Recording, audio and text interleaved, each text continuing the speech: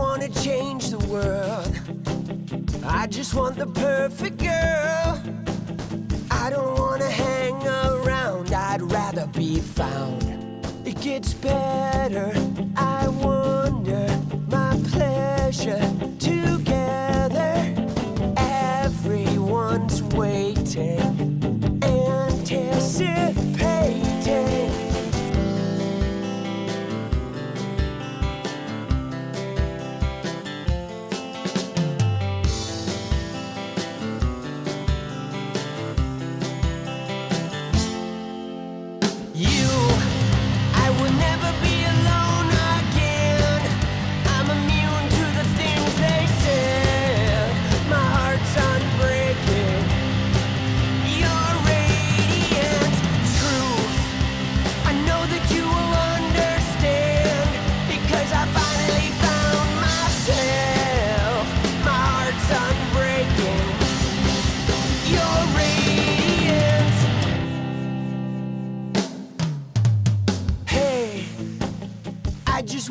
Change the world, but I'm not gonna wait my turn. I don't ever want to come down, I'd rather be found. It gets better, I wonder, my pleasure together. Everyone's waiting, anticipating.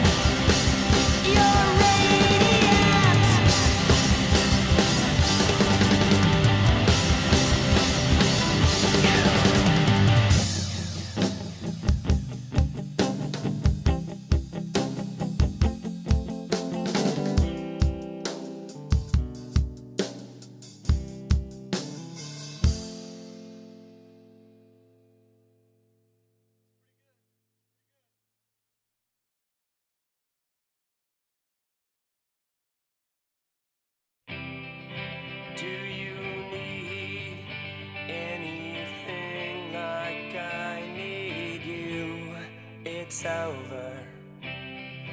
Do you need anything like I need you?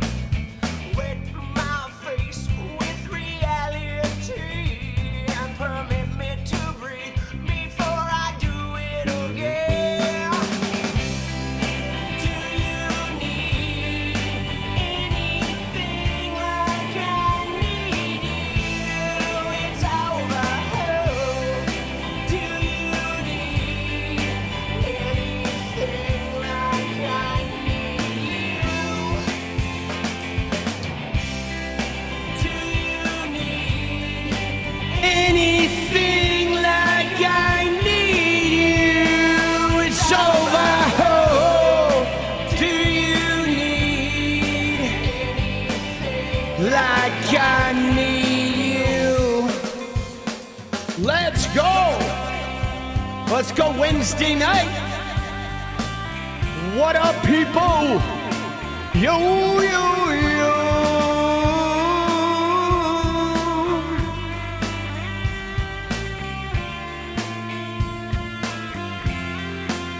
Let's go!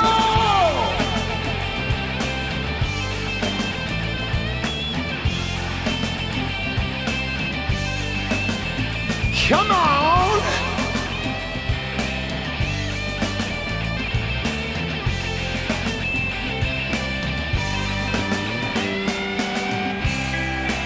Do you need anything like I need you? It's over. Oh, do you need anything like I need you?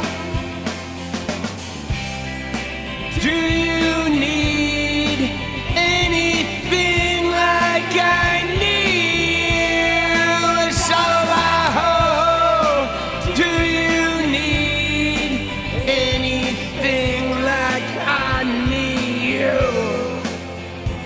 Oh.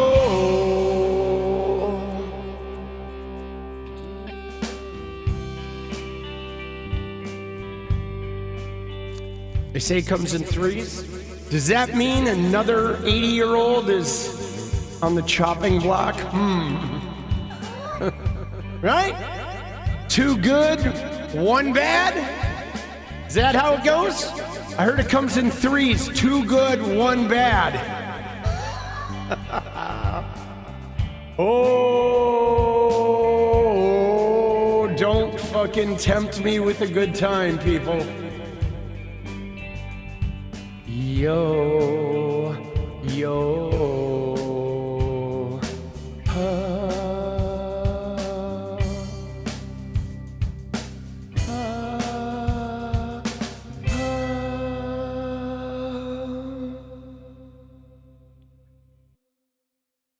Let's go! All right, all right.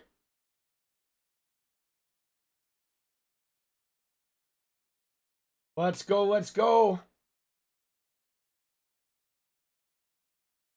Dude, how we living, people? That music is all right? Yeah, that music is pretty good, boss. Shit was good. Shit was money. Dude, so, you ready? Ready for this? Here's what we got. I ordered my first, like, sugar-free Red Bull. The Red Bull Zero.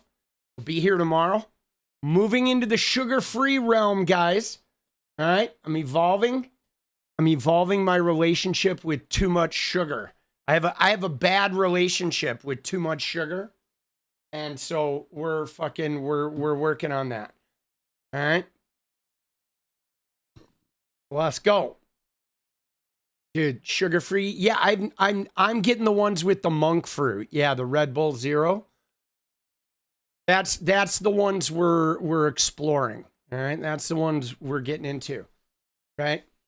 And it's so good. What, the monk fruit ones? Yeah. So I had them the other day. I got one of each just to try it out, and so I got the Red Bull Zero and the sugar free. They were both good, but I think I like the Zero. I like the Zero better, right? So I'm gonna do the Zero and see how that sits. I did get some monk fruit drops that I have used with like iced green tea, because I've been fucking around with caffeine and you know, sugar patterns and shit like that. And you know, I went on statins for the fucking, you know, some of the calcification I've got. And the statins have been so far so good, right? It's like, you know, I mean, I'm getting old. I'm getting old, boss. Diabetic here? Yeah, see, I'm not diabetic, but I'm like, I'm pre-diabetic, okay? I've been inching towards the diabetic because I drink energy drinks, and I used to eat a lot of candy, like a lot. Like I would eat like 10 or 15 like small pieces of candy a day. Right? So, I'm like, I'm now, you know, and I used to eat a lot of rice. So I'm getting rid of the rice. I'm getting rid of the pasta. I'm switching to couscous, and I'm getting rid of the sugared drinks. I got rid of the sugared coffee. Like my coffee creamer is no longer sugared. And I've eliminated the candy completely. I eat like, you know, maybe 3 pieces of candy a week now, right? You know what I'm saying? The energy drinks do have a stupid amount of sugar. Yeah, one rock star is 63% of your daily sugar, right? Oh, fuck. Dude, I love sugar though, guys. I love it. I have a huge sweet tooth. Oh my God, you ready for this? So before I became a Fortnite streamer, when I started out screenwriting, I was off caffeine. And so the only way I got any caffeine like uppers was through chocolate or chocolate milk. When I was screenwriting, I was drinking like a half a gallon of chocolate milk a day. Dude, my waistline was not loving life, dude. Dude, a half gallon or more chocolate milk per day. Yikes. Dude, right? Oh, shit. Dude, I love sugar. I just love chocolate. I love chocolate and I love salt and I love beef, right? I love meat. I used to, but now I eat way less meat too. I eat way less meat as well because, you know, I mostly eat salmon, a little bit of pork, and then once a week I will eat, you know, some beef. Yeah. Don't eat beef. Believe me, I'm not eating any of the cheap shit from Trump. Okay, dude, I don't eat Trump beef. I buy really expensive, nice meat. So I don't have to worry about, right? I don't have to worry about the cheap Trump beef, which by the way is a fucking disaster. You see this shit, guys? That they're recalling? Dude, the beef recall? Like, what are we doing, dude? Can I just show you? Dude, 30,000 pounds of beef already? Dude, you know what Trump beef is, right? It is like Palm Beach penis, finely shredded, right? That shit is gross. The fat to meat ratio, it's like 97% fat. Polyunsaturated. Dude, Palm Beach penis, finely chopped. Dude, right? Oh my God, dude. Look at him. What a fucking, can I just tell you? All right, hear me out on this. I gotta be real with you guys while I get a beverage that is 63% of my daily sugar intake. Hold on. Because I'm not on the sugar-free yet, all right? But let me just tell you, you ready? So, this guy, they did the thing today. We're going to look at it later where they had this video. They used this quote from a movie that was talking about Hitler. Did you see this shit? They made a video. Okay, let me find it for you here. It's this. All right, there was a community note. They had the U.S. Department of Education, and this guy's like talking about like, you know, yeah, when your head's in the tiger's mouth. And then they cut to Donald Trump, and Donald Trump is supposed to be the tiger. Well, in the video, the guy's talking about Hitler. Okay, so they pulled the video because they were like, holy shit. They were referring to Trump as Hitler, which not a shocker. Accurate, right? But what I was looking at in this video is they were trying to make him look like so tough, right? And like, yo, why are these people acting like Donald Trump is tough? Like, what is that predilection? Like, Donald Trump is a bone spur chicken shit, weakling, sissy, right? He is such a like loser. He's not tough at all. I would get in the ring with him and kick his dick in the dirt in 20 seconds. Okay? This guy, he's never been tough. Okay? He's weak. He's a wimp, dude. He's only tough when he's like, aggressing on teenage girls or bullying some woman reporter that has to stay there because it's her job. Okay? Like, I would wipe the floor with that swollen piece of crap, dude. Give me a fucking break, dude. He is a doughboy. Dude, he's such a loser. Dude, he's never been tough. He has never been tough. All right, you want to see the thing? Now, I don't know. I don't want to get, like, copy struck here, but let's fucking look at this shit here. The Trump video. Somebody had to save it, right?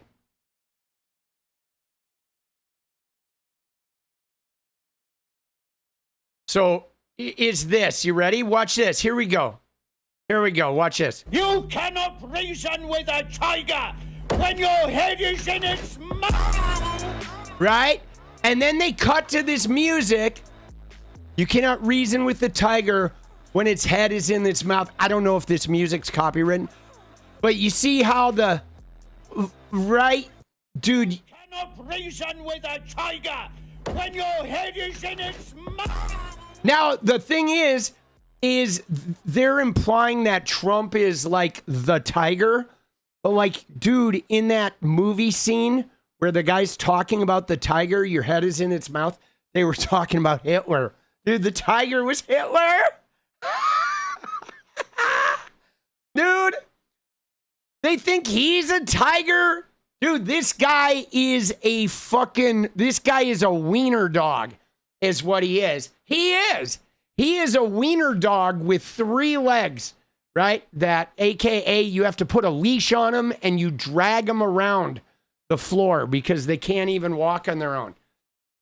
Dude, he is not a tiger, boss. They think he is so tough, right? They think he's so tough, but they literally, this clip is from the film Darkest Hour, and the tiger in this clip refers to Adolf Hitler. Dude, right? Tigers don't wear diapers. Yes, that is true. Let me tell you 2 things, guys. Number 1 is tigers don't wear diapers. And number 2 is tigers don't have like somebody who looks like their daughter running around carrying a diaper bag for them and like saying, yes, sir, right? He is such a loser, dude. He is such a whiny little twanger. Dude, he's a wanker. He is a wanker, bro. The ultimate wanker. The ultimate wanker. Let's go.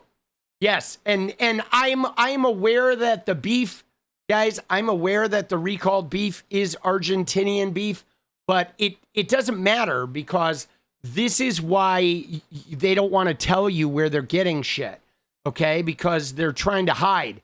You know what I'm saying? Like, trust them not, okay? Because the beef they slide on you could be this shit. It could be worse, okay? It could be fucking Jared Kushner's bowels. Federal officials announced the recall of nearly 30,000 pounds of raw beef imported from Argentina. The packages from a company called Corte Argentino, sold to distributors and retailers in Florida and Texas. They have use or freeze by dates from September 15th through the 20th. So far, no illnesses have been reported. See, again, though, like, I feel pretty good here because we never get this shit. We never get this shit. In Oregon, we always get, like, good stuff. It's always Florida, Texas, the Midwest. I mean, I feel bad. It's usually Middle America that gets stuck with this shit, right? we are lucky. We never get this shit. And I'm saying, if you do buy beef, buy good beef, okay? I mean, I buy a steak like once a week, but I buy a really nice one. I usually get it from Trader Joe's, right? But I get something good that's like grass-fed, that's all natural. But mostly I eat salmon. Your daughter lives in Oregon. Thankfully, she's vegetarian. Yeah, we got a lot of those too.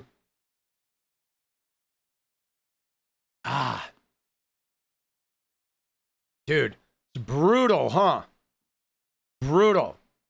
Dude, see, Argentina though, guys? Let me just tell you. Argentina? All right. That shit is crazy. All right, you ready? Before we get into our main event, guys, before we get into our main event, I want to look at a couple little bit pieces. Number one was, I thought this Debbie Dingo clip is amazing. Okay, you ready? This is the energy I want from Democrats right now. You ready? Watch this. I'm done. So don't any reporter ask me. Wait, all right, let me find this on my timeline because they cut it. All right. They cut that shit. All right, this clip. You ready? This is a good clip. Okay, regarding the fucking Hasan stuff.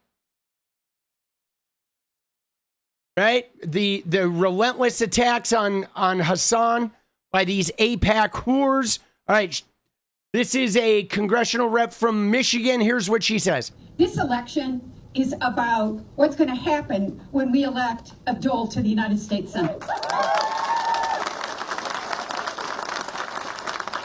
I am done. So don't any reporter ask me again about Hassan Piker. It's not what November is about. Look at that. Republicans are trying to make it. They're trying to divide us. And we got to stop letting them try to divide us. I don't agree with Hassan Piker on a lot of stuff. And I really don't agree with him on some of the woman things he said. And I'm still trying to figure out, is it the reason he exercises and looks buff is why he has so many followers. But having said that, I want to talk to you for a minute about what November is about. November, I lead Medicare for All in the United States House. If you are sick in this country, you should be able to go to the doctor when you need to go to the doctor and get the medicine that you need. And we have ripped healthcare away from millions of Americans, and we have hungry children in our district, in our state, and hungry seniors because of what the Republicans have done. And we need to win in November, and we will reverse all of the things that they have done. In 100 days. See, I like that energy, guys. Because she's like, you know, don't even ask me about him. I'm not here to talk about him, right? I'm not here to talk about Hasan, okay? I'm not here to be divided. Let's talk about November. Let's talk about Michigan. Let's talk about health care. Let's talk about the economy. Let's talk about the ranchers getting fucked over and the farmers getting fucked over. And the government trying to put a data center in everybody's backyard, right? And then let's talk about the tariffs, okay? Hiking into shit. You know what I'm saying? Let's talk about the tariffs, like hiking the prices of everything. And okay, let's talk about the tariffs, hiking the price of everything. And then the refunds going to the companies after they get a tax cut. Give me a fucking break, dude. Dude, you know what I'm saying? Like, I say fuck that. You didn't like the way she played into the smear? Yeah, is that what she was talking about with the, like, anti-woman shit? I mean, there's a lot of shit going on right now. Like, the APAC people are losing their fucking minds. Dude, fuck that shit. Now, I do want to point something out because I don't often agree with Ryan Grim. But there was a Ryan Grim tweet that was about this that I thought was interesting. That was this one. Let me find it. Like I said, I don't agree with Ryan Grim a lot, but when I do, I do. Okay? But he had a really, guys, there was a really interesting fucking thing here from Ryan Grim. It was a retweet. And it was this right here. So look at this. Okay? Is first off, this Christopher Ricksman posted something here because everybody was spreading around that Hasan clip where he was like saying, hey man, if you conflate Zionism with Judaism, you're going to endanger Jewish people. Like, that's actually anti-Semitic. And this is an idea that Ezra Klein, many other people have talked about, but they clip this shit out of context. And then all of these AIPAC-funded hoes started saying, oh, how dare you say this anti-Semitic shit. But now, pay attention here. So first off, this Christopher Ricksman guy does a very nice breakdown here, where he says the funniest part of this Hasan Piker bullshit is that the full clip is sitting right there. Hasan says the repeated political conflation of American Jews with Israel is dangerous for Jews because eventually anger at Israel gets redirected at American Jews. He literally says this predicament is dangerous for Jews and that it makes anti-Semitism worse. Somehow Hakeem Jeffries hears American Jews are inviting violence against themselves. Cory Booker hears Jews bear responsibility for violence against themselves. Josh Gottheimer declares Hasan an anti-Semite who supposedly wouldn't claim otherwise and wants Congress to fucking censure him. Joe Walsh rewrites it as keep standing with Israel and there will be violence coming your way. AIPAC amplifies the Jeffries version.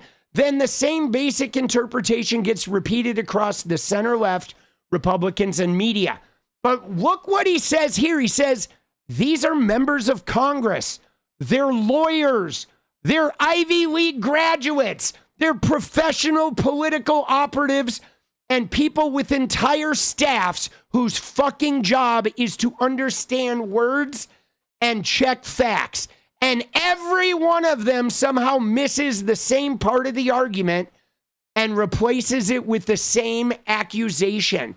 Quite a fucking coincidence. And that's it, guys, is they all are deeply educated with graduate degrees, and they all could easily find the truth of that clip, but they're all just dumbing it down to this one fucking bullshit thing. Now look at what Ryan Grimm says, though. Right? Look at what Ryan Grimm says here. He says, I do feel like the Dem Party leadership crossed into some new level of mendacity with this week's blatant and deliberate twisting of Hasan Piker's words. And that's what's important, guys, about this, is this week with that, like, that Zionism, that Israel and American Jews thing, they actually have all been lying about what he said, okay? They deliberately twisted what was said in order to create an untruth, to create a lie. And they all did it, and they're all, like, educated and aware enough to know, okay? To get mad about something he said is one thing. To fabricate something and then claim to be mad about it is a declaration of war against an internal coalition rival. Because the left won the major Senate primaries this cycle, they have to focus on beating Republicans first. But the party leadership made clear this week that they are not up for sharing power, that it's going to have to be a fierce and dirty battle. And that's just it, guys. Is the Senate primaries, the left won all of them, guys. When you get out of the gerrymander, the left won in Maine with both Graham Plattner and Troy fucking Jackson when they got rid of Plattner. The left won in Michigan with Abdul El-Sayed over a $70 million machine. The left won in Florida with Angie Nixon. 3 statewide Senate races won by the leftist / progressive / DSA candidate. Statewide, guys, against huge money. 15, 20 times the money, 100 times the money. And so the thing is the writing's on the wall that statewide, like, people want change. And the party leadership, though, is instead of accepting that their change is wanted and agreeing to share the power, party leadership is like behaving like MAGA.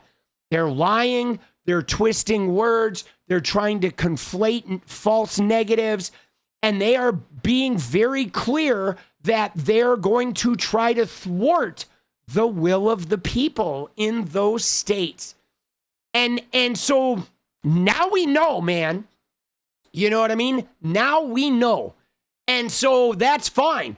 It'll be a knockdown drag out. But, like, here's the deal, guys, is if the Republican leadership thinks this, I mean, if the Democratic, Freudian slip, if the Dem leadership thinks this is going away, it is not. Okay? It is not. There was politics before Gaza, and there is politics after Gaza, and this is not going to be forgotten. Okay? The kids of my son's generation, who is 21 right now, who watched this shit, he will never forget. He will be 50 years old. He will never fucking put a dime into the Democratic Party unless they disavow. Ever. And there's an entire generation of people, okay? The Dem Party now, the leadership now, when there's a generational die-off in 20 years, all that power's gone, okay? The future is here. And so hopefully they'll, like, partner up, or they're going to get knocked off, metaphorically. You know? You know what I'm saying? It's like this shit is just not going away, guys. You know, it's not going away. But I thought that was really interesting. Because, like, there are certainly, you know, there are certainly that things, you know, like I've even had issue with things here and there that Hasan has said. But I mean, dude, anybody who streams for hours a day, you're going to have issues with some of the shit they say. There's not one politician out there that I love everything that comes out of their mouth. I mean, come on, give me a fucking break. But to act like Hasan is bad for America or bad for the political climate is bullshit, dude. Dude, he mobilized, like, voters, ground workers, phone bankers. Like Hasan Piker and the DSA mobilized people that beat a $70 million ad machine in Michigan. And so, like, you know, and the Democrats, the straight up party Dems, are never going to be able to mount that kind of ground game. Okay? Right? Never. Right? The question is, why are they scared of Hasan? So the thing about this is like, I don't even know that they're scared of Hasan. I think they're mad at him. Okay? I think it's like the Hutch thing, dude. Okay? Look at this. And I'm not going to dwell on Hutch because he's a fucking moron, but he tweeted something that I think is really prescient because, oh, dude, look, he unfollowed me. Dude, what a fucking weenie, dude. Dude, he unfollowed me. He got so butthurt because I made a video about his Epstein shit, dude. Dude, should I unfollow him back or should I be the bigger man? I'm going to be the bigger man. All right. But look at what he said today, guys. He said this. What? He's such a fucking weasel, dude. He is. He's a coward. He is. Dude, calling him a moron is a little harsh. Yeah. Well, a moron doesn't mean that somebody is, like, dumb. A moron just means somebody that doesn't think properly. You can be very smart and not think. But look at what he posted here, dude. It was this right here. Okay? He said, I guess I underestimated how stupid the online left was. I don't know how else to explain their expectation that Dems would defend them from GOP attacks after years of them basically calling Democrats Nazis and fascist collaborators. It's just almost unimaginably stupid, right? But so this is what I'm talking about, right? You know what I'm saying? You calling him a moron is a little harsh. Calling who a moron? You're talking, but dude, I don't think Hasanabi is a moron. Dude, Hasan is not a moron at all, right? But yeah, I don't know what you were talking about. I would not call fucking Hasan a moron, dude. He's incredibly smart. But anyway, so this right here though, guys, you ready? Because look at this. Look at this statement here. Okay? Because number one is he's talking about the expectation that Dems would defend them from GOP attacks. Oh, got you. Okay?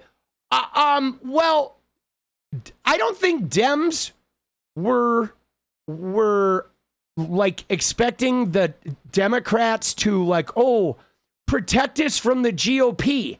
No, the people on the left, the people that won these primaries, they were expecting the Democrats to not like partner with the GOP in the attacks. Okay, we know the GOP is going to attack Hasan and the left, and they're going to call everybody a communist. They called Kamala a communist. What we did expect was not these assholes parroting the GOP points, okay? Parroting the fucking, right? We don't expect the MAGA to attack a primary winner and then have the centrist Democrats say, oh, we agree with MAGA. Yeah, MAGA, we're on MAGA's side here. Oh, yeah, because we're butthurt, right? That's number one, okay, is the fact that he completely doesn't even understand what's going on. He doesn't even see how he's a fucking, a willing tool of the MAGA movement, right? But the other thing is this, is that Hutch is behaving this way because he's mad, okay? He's behaving this way because he's mad. He's like, I feel like you guys didn't support us enough in 2024, so now we're going to do the same shit back to you. Which is like crazy, guys, because I don't understand that. Because I was a vote blue no matter who guy that was really upset about 2024. And I was upset about Jill Stein. And I was upset about Gaza. And I was upset about people like not going all in on Kamala. And I also simultaneously could understand why people were not jazzed about Kamala and why they were upset about Gaza. And they didn't feel like she made any effort to make it seem like we were going to do something different. Okay? I understand that too, right? And I look at a lot of these leftists and they've behaved differently in this election cycle. They have still had their shit, but instead of just being negative against Dems, they went out there and got their candidates to win. Okay? Hasan didn't sit here and just talk about Democrats for a year. He put his boots on the ground and he helped get like a dozen fucking minority candidates elected into Congress. Like, yo, dude, how can you, right? How can Hutch, who has done nothing but sit in his fucking room talking in his microphone or sitting on Twitter attacking online leftists all day, how can this guy be mad at Hasan when he didn't sit there and just bitch about Dems? He got involved. He put a suit on. He got people elected, right? And like that's what's fucking crazy about this shit. Is Hutch is going to hold a grudge while the leftists are going to get shit done. And yeah, Destiny, Asmongold, the same thing. Dude, they don't do shit. They're not out there with their boots on the ground. I mean, Destiny a little bit. He was doing the Unfuck America tour, but I don't like Destiny, guys. I don't like Destiny's personality. I think he's an asshole. Okay? I do. I think he's an asshole. I think he's a mean right-wing asshole who actually like says he's a liberal, but I really think he's a mean right-wing asshole that has some personal beef with the Republicans, and so therefore he's not a Republican. But I absolutely could see that guy as a Republican, right? I could. And Asmongold, dude, yeah, they're all like fucking sex pests too. Dude. Yeah, dude. But there is something though that, you know, so anyway, to go back to the thing, I don't think they're scared of Hasan, guys. I think they're angry at him. Okay? They're angry at him. And I mean, they're mad because he has drummed up a youth movement, because he has fueled the DSA, because he has like turned his anger into political clout and on a large scale, and it's had wrecking ball like effects. And it's, you know, I think that they're trying to like sort of taint that. They're trying to like slow the power of it. I just don't think it fucking, you know, I just don't think it fucking, you know, is going to work well. Right? You know what I'm saying? You don't know who Destiny is? Yeah, I mean, guys, the thing about Destiny, a lot of you don't know Destiny. You got to understand the reason why I know these guys is they're all gamers. Okay?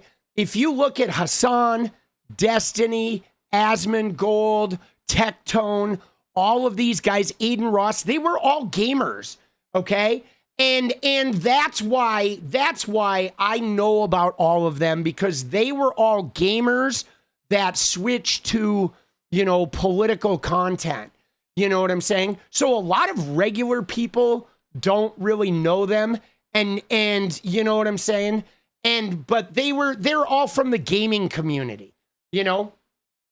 They are. And the thing about Destiny is when I first saw him, I thought he was pretty cool. Right? I thought he was pretty cool, but then slowly I realized, God, he's kind of a right winger. You know, he really is. He's not really a leftist, because the thing about somebody like Destiny, you know what I'm saying? Right? The thing about Destiny is oh, you gotta contact him. He tagged the wrong channel. Yeah, I mean, you should just leave a comment in there. I don't really care about tagging him.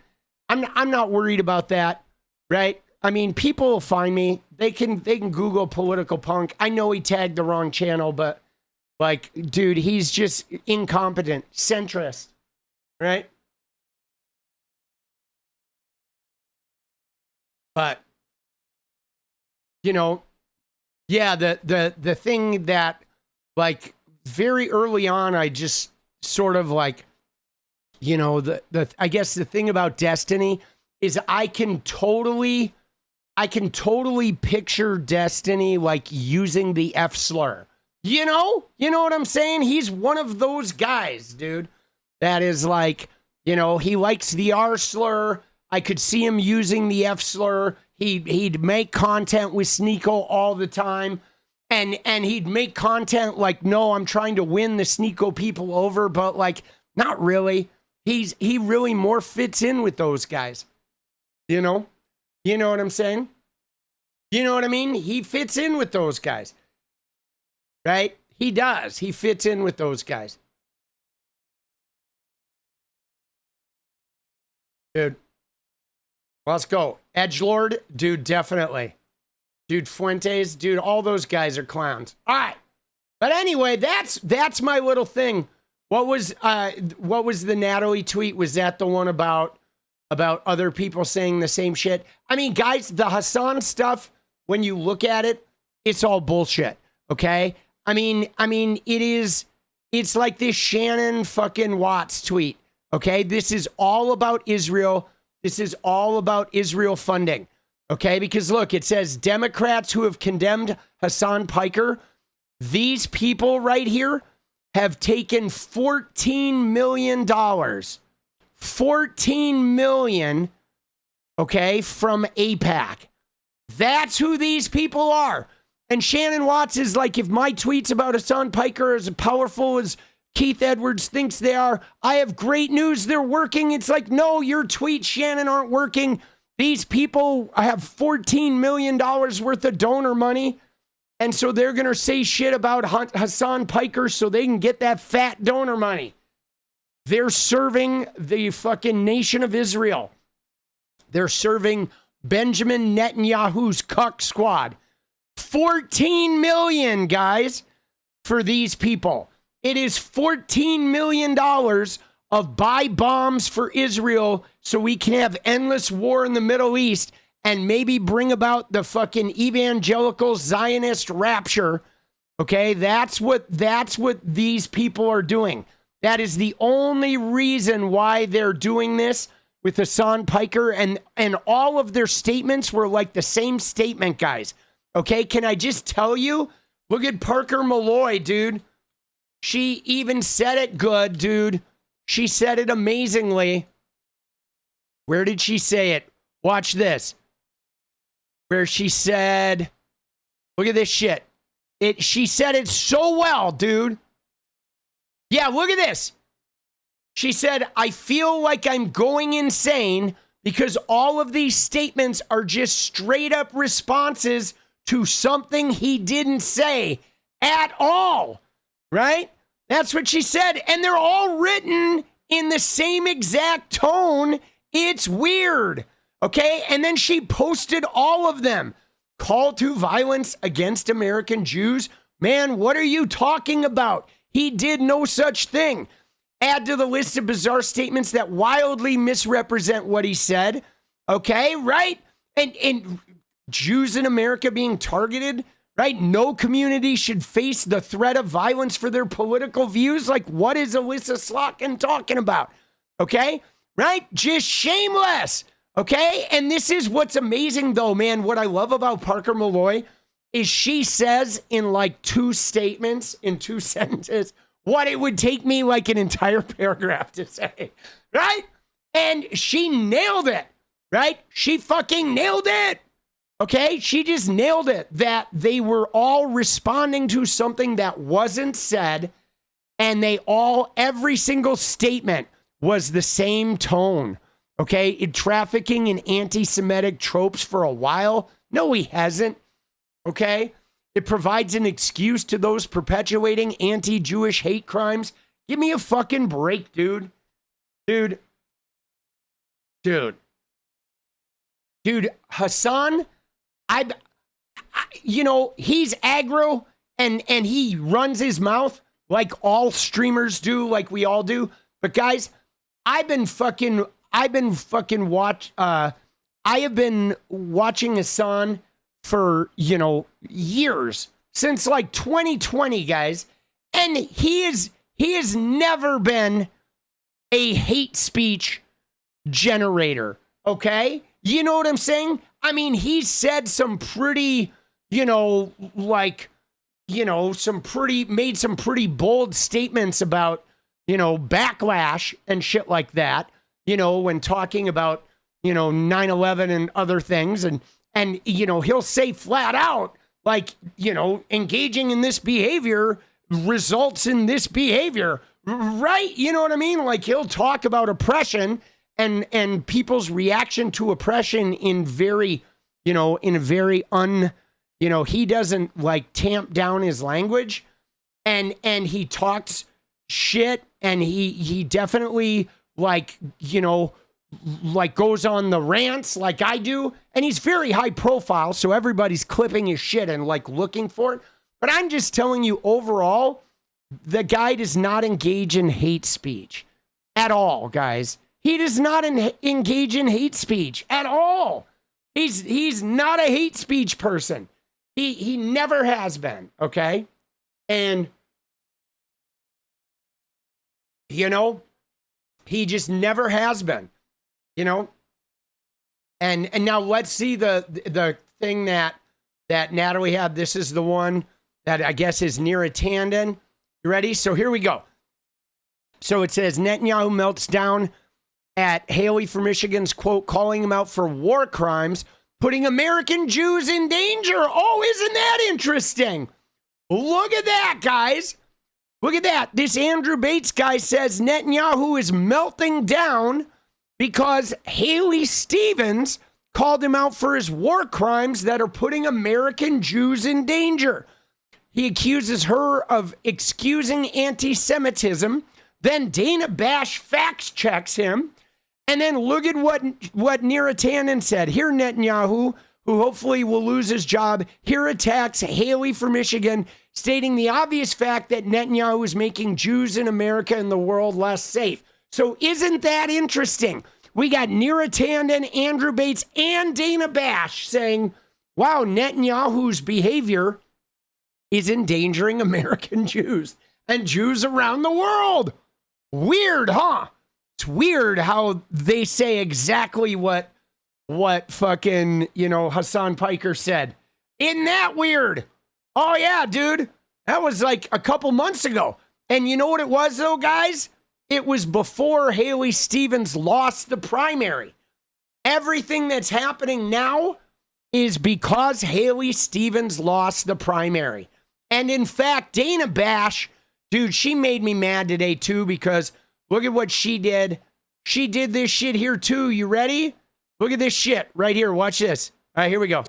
You may not have heard of left-wing streamer Hasan Piker until this year when Democratic Michigan Senate candidate Abdul El-Sayed began campaigning with him. Just a reminder, Piker has excused sexual violence from Hamas terrorists. Now, Just a reminder, Piker has excused sexual violence from Hamas terrorists. She just throws that in there. That's not true, guys. That is a fucking lie, guys. Dude, she just drops it in there. So you see what I said, though? Look at what I said. I ratioed her, too. I said, yo, Dana Bash, you should have Hasan on your show since you're so comfortable telling lies about the man. You should be fired for the lack of fight you put up toward fascism. What a disaster you are. Oh, dude, she got ratioed by homie. Like, yo, hey, if you're willing to just lie about this guy, maybe you should invite him onto the show. You know what I'm saying? Like, what in the fuck, bro? Dude, and I've seen her, dude, she's done so much of this shit. Like, yo, what are you doing? Dude, you're just gonna make shit up, dude. And she just like dropped it in there, guys. She just like dropped it in just as an aside. Here, let me just make up this crazy, outlandish lie about sexual violence. Dude, yeah, no, Tapper is really bad too, dude. But I'm gonna retweet that and we're gonna put it in the highlights. So we're gonna juice up that ratio. All right? Dude, we're going to juice up that ratio. Let's go. Dude, she is a fucking tank, dude. What an idiot. All right. Dude, let's go. Dude. Oh my God. All right, you ready? There's a couple other things here, guys. There's a couple other things before we go into the meat of this. We got to look at this basketball player, dude. Oh my God. Where is she? What's her name? Her name is Brink, right? Right here, Cameron Brink. You ready? Dude, look at this, bro. This is amazing. Okay? Cameron Brink, right? You ready? Let's watch this. They asked her about Enes Kanter. Dude, I always forget Enos. Sorry, Enos the penis. Dude, you ready? Here we go. Watch this. I mean, that's like such a big question. For me personally, I think when it comes to the trans issues that I believe you're talking about, I think it's a non-issue, and I think it's people trying to just come for the trans community, and I just don't stand for that. I think I don't even know what the name is, Enos Kanter. Like, he's a stupid piece of shit. Stupid piece of shit! A lot of people think that, and I think he's just trying to stay relevant, so I think people are tuned in for the right reasons, and it's great that we can all like talk about things that are important and hard, and you can have your opinions on that. But I think taking something that's like a non-issue right now and just trying to use it for clickbait, for views, for likes, and then targeting a vulnerable community is just really low. So. Dude, she called him a stupid piece of shit, bro.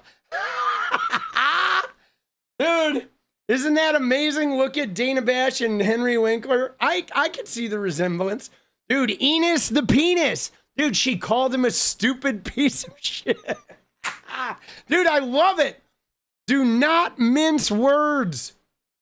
Do not mince fucking words for this guy. Love it. Dude, it is true.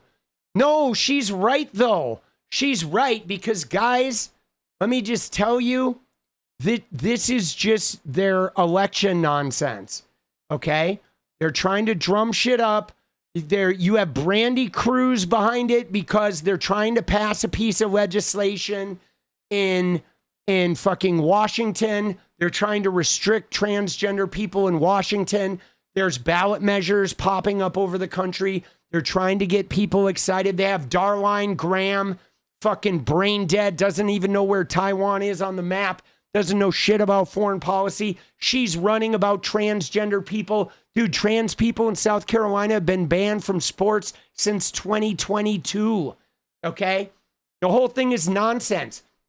Then you have people like Linda McMahon, who is, grapey herself. Her husband was a sex predator, right? And she's out there talking about like transgender issues, like transing people at school. It's like, shut the fuck up.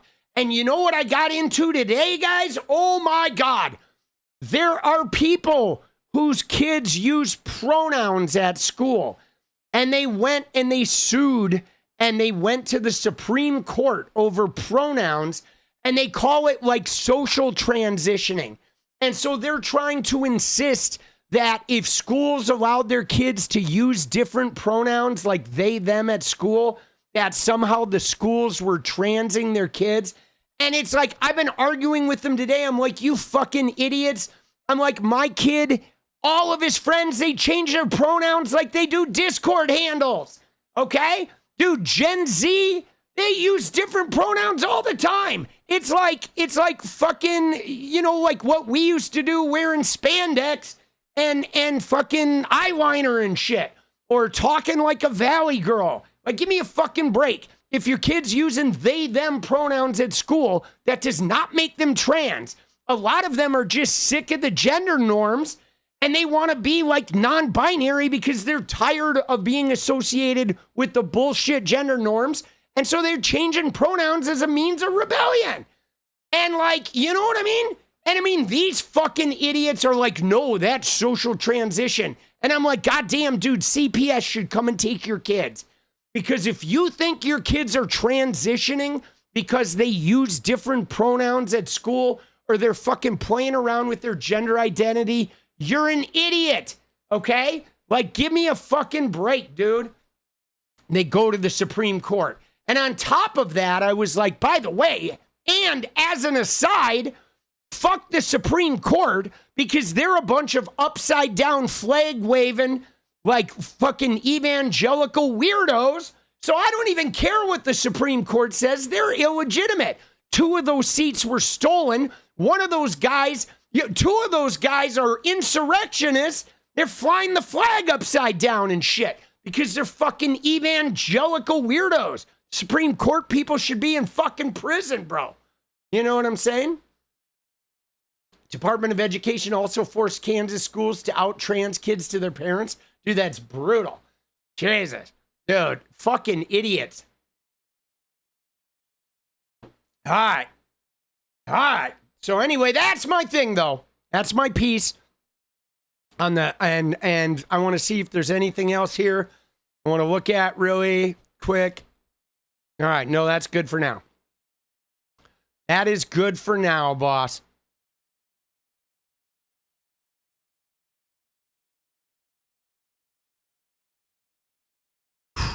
All right. Dude, these idiots, bro. Dude, Sinful, let's go! Dude, all right, you ready? Now we're going to get to the meat of the story, okay? It's a way they show support for the trans community. There's definitely that. I mean, I just, you know, these control freaks, these religious control freaks really, really bother me, right? You know what I'm saying? These control freaks really bother me. Why didn't we have this alleged problem in the 70s? Well, I mean, there's generational shit, okay? Like, new to this. Like, in the 70s, there were girls that stopped wearing bras and boys started growing long hair, which were also things. Dude, yo, we got cut off. You may have to refresh. Refresh if you got cut off. But so first off, one thing is we had shit, okay? We had shit, guys. We had shit in the 70s. Girls stopped wearing bras and everybody freaked out, okay? Boys grew their hair long and everybody freaked out. The religious people freaked out. They listened to some of the music. Dude, in the 70s and 80s, these religious freaks were saying that Ozzy Osbourne was putting satanic messages in his records and kids were listening to them backwards and it was turning them into killers and shit, right? And it's like, yo, dude, they were mental about shit. And then they went on to like being against gay people. And then they fucking were against rap music, okay? Like they've always had some fucking issue that the religious control people were flipping out about. And what's different now, though, is yes, the internet has definitely made it, okay? The internet has made it so people have access now. They have access to a lot more shit. So there's a lot more to experiment with. And people can form communities now like they couldn't before. Okay, like now, if you are curious about gender and you want to experiment with different pronouns, you can get on any social media network and find countless people talking about that shit. Whereas, like, it was a little harder to organize in the 70s and 80s because you didn't have access. You couldn't find people as easy. So I think we've always had our shit. I just think it's a lot, like, more organized. You know, people are able to get organized and build communities now because of the internet. But I think that's good, guys. I think that's good, man. I think being able to find community. But like all I can say is in my life, guys, in my entire life, there has never been a moment where the religious, zealot, evangelical freaks were not looking at something that was going on in society and trying to say it's the devil, it's against God, it's like destroying the children, it's ruining our social fabric, it's ruining like what was once an upstanding society. They've always had something, okay? They're just controlling, miserable pricks that get off on trying to exercise what they deem as their religious birthright to fucking control people because they believe they're closer to God and they believe that they are entitled to that shit. Celebrate me getting off federal probation. Let's go, dude. Welcome off federal probation. Dude, let's go. And dude, thanks for the membership, Sinful. Dude, I'm going to start the fucking goal. Dude, Matt's off probation. All right, that's good. Let's go, dude. Let's get the goal started. Dude, yeah, they're crazy. I mean, the satanic messages was nuts. See, that's why this shit really rubs me wrong, is because I remember when they were trying to tell me that if I liked rock music, I was the devil, dude. And I'm like, yo, they were fucking losing their goddamn minds.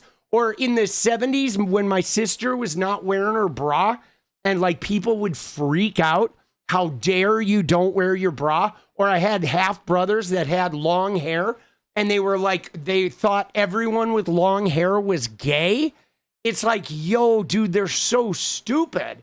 They're like so stupid. They're like not even living in reality. You know what I'm saying? They're literally like when you're spinning records backwards, trying to decipher what they're saying and insisting that secret messages are happening, you're like lost in the sauce at that point. Because, dude, it's just when you play sound backwards, it sounds weird. And it sounds like you're saying shit. But, like, dude, it's ridiculous. Dude, they're crazy. Dude, yeah, it was, they were convinced that I Buried Paul, cranberry sauce, 28 if on the Beatle album, the license plate. Oh, man, dude. Dude, you know what I like to do, guys? I like to play Lara Trump records backwards while pounding on my genitals with a ball peen hammer. That's really, if you haven't done it, dude, that's what it is, dude. Lara Trump backwards, and then I take a ball peen hammer and just pound my fucking nuts, dude. Dude, let's go. Hey, you too?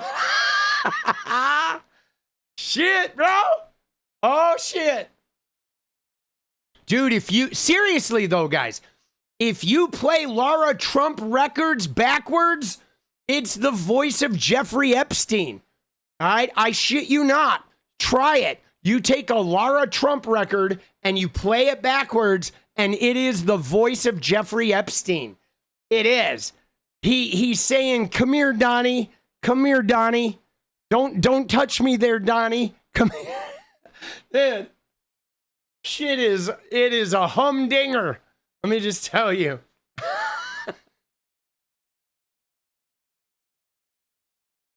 Humdinger. All right. Now, that being said, guys, today was a day of memes blowing up Donald Trump, okay? And this shit got out of hand, guys. All right? I think it started, obviously, it did start with that Hitler Department of Education thing, which got the ball rolling. Then the Department of Education released another graphic that started to go viral today, guys. Okay? And which is wild because I thought the Department of Education was gone, right?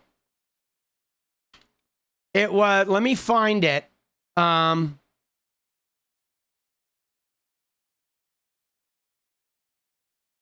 right, hold on. Give me a sec here to find the fucking tweet. I think I bookmarked it, but I want to double check.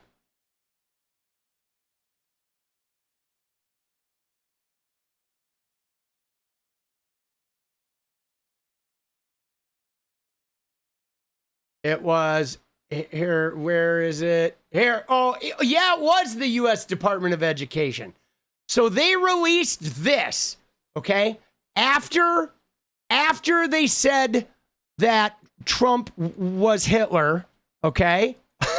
Right? After the U.S. Department of Education made a video saying no one does it like us, and they compared Dear Leader to Hitler, which started it off, they then, after they deleted that post because of the most savage fucking community note known to man, dude, they're just so bad. They released this gem that said, "Common sense is back." And it says, "No men in women's sports." Okay? They released this. Yes, again, though, look at it. It's all white chicks. Okay? Always white chicks. It shows them from behind because it's got to accentuate the fact that they're all in butt shorts, right? Because, of course, if women do athletics, they got to have their ass hanging out of their shorts, right? Because that's really the important thing. You get online and there's a million videos of high jumpers and pole vaulters, and the camera, you don't even see their face. The camera's just looking at their booty shorts. And they're literally stuffed in these shorts, right? And it does. It looks like a Hitler Youth propaganda poster. But guys, then the internet, though, the internet, you will be proud to know that the internet then started doing its thing. Okay? And the first thing the internet did was it did this. It said, no rapists in our government, right? Dude, that was the first one, right? Which was like, oh shit. Dude, no rapists in our government. All right, dude. Dude, guys, I'm telling you, it gets better, dude, because you know how this goes. Okay? You know how this goes. Once they start it, there's no stopping this, okay? So no rapists in our government, but then it fucking went, and it went right into where it hits them, and it says no men in women's changing room. Dude, it is too good. I mean, just too good, bro, right?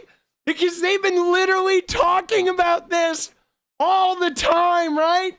Oh, no men in the locker rooms, no men in the changing room. And of course, it's true, right? Because Donald Trump he's on record on the Howard Stern show talking about how he purposely went in there, okay? And purposely was like, yeah, I can go back there and look at them naked. And like he talked about doing it in the Miss Teen USA pageant. Isn't that crazy? Oh my God, that one is good, dude. They're all like, what is he doing here? Oh, dude, you just can't fucking beat them, right? Oh my God, that shit was good, right? And then somebody modified it to saying no men in the girls' changing room, okay, which is good. This is the one I've been running with. But now, guys, I've been running with this, okay? Because what I did is I'm like, I like this. This actually has some possibility. So then I went in and I went ahead and tagged, Riley Gaines, you want to chime in here? And guys, I have spent all day, I am going to put this meme under every time I see the anti-trans people talking about locker rooms, every time I see the anti-trans people talking about men and women's sports or men and women's spaces, I am going to post this meme till the end of time, guys. I went around today and I posted it under all of their shit, guys. All of their shit. It is literally the new normal, dude. It's the new normal. This is going everywhere. I spent all day today. I'm serious, dude. If you look at my Twitter, I'm going to look at Natalie. We're going to watch that. I'll grab that in a sec. But if you look at my Twitter and I go down here with the fucking media, we go look at the photos. Dude, look at them. Dude, that's just me getting started, bro. Oh, dude, I am going to put it everywhere, bro. I mean, today wasn't a lot of anti-trans activity. Today was only a little. But as the anti-trans activity ramps up, which it always will, I will post these with a snarky comment, like 50 of them a day, boss. I'm ready, okay? I am ready. Now, here's the Trump clip, okay? This is the Trump clip of him on Howard Stern, okay? You ready? This is Trump talking about, I'm gonna play this. Here's the graphic. This is Trump talking about his changing room experience. My daughter is beautiful, Ivanka. By the way, your daughter. She's beautiful. Can I say this? A piece of ass. Yeah. For the last couple of years, I go out with somebody, and she's like 21, and she's talking about, what are you doing? And she's studying algebra. And so what? And it's like, it was always embarrassing for me to walk in. It's too young. 30's like a perfect age. Absolutely. She has enough life experience. Until she's 35. Yeah. Well, see, that's too much life experience. What is it at 35, Howard? It's called checkout time. And you're probably, I would say, the greatest judge of beauty on this planet. In fact, I would create a TV show for you where all you did was just judge women. Now, that may be the best idea of all. It's a simple thing. It's a half hour, and we strip it out all over the country. I would say I'm the all-time judge. You own this pageant. You go over, you're meeting the girls. It's like one of them comes up to you and says, Mr. Trump, you're a very sexy man. You're a beautiful man. You have fantastic hair. Well, you're a powerful man, right? Dude, he's got gross hair. You're a powerful man. Right. I want to sleep with you. Now, you're not the type that would say no. I don't want to hurt their feelings. Right. No, but I mean, you see a beautiful woman, you want to have that. You're a guy who likes to have everything, right? Well, couldn't that be construed, however, as conflict? Yes. Well, I don't see it as a conflict. It could be a conflict of interest, but, it's the kind of thing you worry about later. Oh, I see. You tend to think about the conflict a little bit later on. The question is, how can it not be construed? No, I mean, some of these foreign girls, Mr. Trump, in my country, we say hello with vagina. And, well, you could also say, as the owner of the pageant, it's your obligation to do that. So you have done that. Now, I'll tell you the funniest is that I'll go backstage before a show. Yes. And everyone's getting dressed and ready and everything else. And, no men are anywhere. And I'm allowed to go in because I'm the owner of the pageant, and therefore I'm inspecting it. I'm inspecting. I want to make sure that like everything is good. You're there. Yeah, the dress. Is everyone okay? They're standing there with no clothes. Is everybody okay? And you see these incredible-looking women. And so I sort of get away with things like that. Dude, there it is, right? There it is. He's like, yeah. Dude, he said, because I'm the owner of the pageant, you should sleep with me. It's kind of your obligation. And then he says, oh, but I get to go back there where there's no guys, and I get to just walk in and inspect it. They're there with no clothes on. Okay, dude, he ran the Miss USA and Miss Teen USA, and many of the teens who were in the Miss Teen pageant later said they later came out and said he was gross, and they were traumatized by it. Now, here's what I do want to say, though, guys, is there's a couple of things. One is Howard Stern was a shock jock, okay? He used shock jock. He pushed the boundaries. He fucking went in there, and he did get these people talking, okay? He was very good at getting people to admit that outlandish shit. But Howard Stern was gnarly, okay? He was. But I also feel like Howard Stern saw the light at some point and realized, yeah, man, I fucking was really existing in this world that was gnarly, but I was really crossing the line. Okay.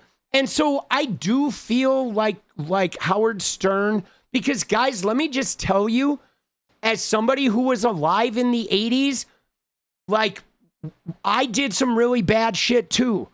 I behaved in really misogynist ways too when I was younger, guys. I did. Not because I was a misogynist. I didn't even know I was a misogynist.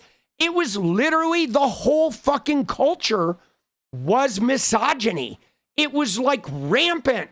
It was the whole thing was just a playground for us to do whatever the fuck we wanted without concern for anybody. And it was growing up and then seeing the world change. I got to have a reckoning with who I had been and who I was and the way I behaved in the fraternity, playing rock and roll. You know what I'm saying? And it affected everything from attitudes toward women, the way you talk about women, the way you behave in groups. You know what I'm saying? Just everything. And I feel like Howard Stern grew up and realized the fucking error of his ways. But the problem is that I don't feel like Donald Trump and the MAGA men have ever, they don't want to grow. They don't, they don't want to evolve, guys, and that is problematic. Right? Because it's one thing to grow up in a culture when you don't know any better and to figure it out. But when you can know better and you still aren't figuring it out, then we have a fucking problem. Okay? We do. You know what I mean? Because my kid at 21 does not behave the way I did at 21. And that's good. You know what I'm saying? That's good. Like, if I was 21 now, I would be different than I was when I was 21, you know? But it's crazy though, guys. I mean, it was so bad. It was so bad. Like, thinking about it, like every TV show, guys, every TV show had a guy who manipulated, abused, emotionally abused a woman. He like lied to her. He strung her along. He embarrassed her in front of the room. He put her down, used her for sex. And then everyone around him like revered him for it. That was literally every fucking character was like Sam Malone or you know, Vegas or the Dan Tana, right? It was like, oh my God, all of the shows centered around treating women like shit and publicly humiliating them and like being revered for it. It was like, oh my God, dude, it was fucking unreal, man. I just couldn't imagine it. You know, I just couldn't imagine it now. But yeah, dude, the internet, right? The internet fucked shit up. Yeah. No, guys, what Marauder is saying is like, yes, guys in the 70s would fucking show up and just pinch somebody's ass or touch them or like do weird shit, right? It was so creeper. And there was literally, it was just tolerated. Everybody thought it was funny, right? And shows like 𝗍 and shit just like laughed at that. They engaged in it publicly and thought it was just hilarious. Dude, I don't even know how the women like survived that shit, guys. You know? It's crazy. You know? Crazy, dude. All stems from religion. I mean, religion has a lot to do with it. Dude, it's bad. All right. But dude, the internet though fucked. Dude, the internet fucked Trump up, bro. God, that's good, dude. Then there was another one here with the kill your local pedophile guy. Remember him at the fucking rally? Dude, this one is good. I just can't stop thinking about complete strangers' genitals. Dude, this is literally MAGA, bro. Right? This is literally MAGA, dude. Oh my God. Like, what are we doing, dude? Oh, that shit is good, dude. Oh, shit is amazing, boss. Dude, so good. Oh.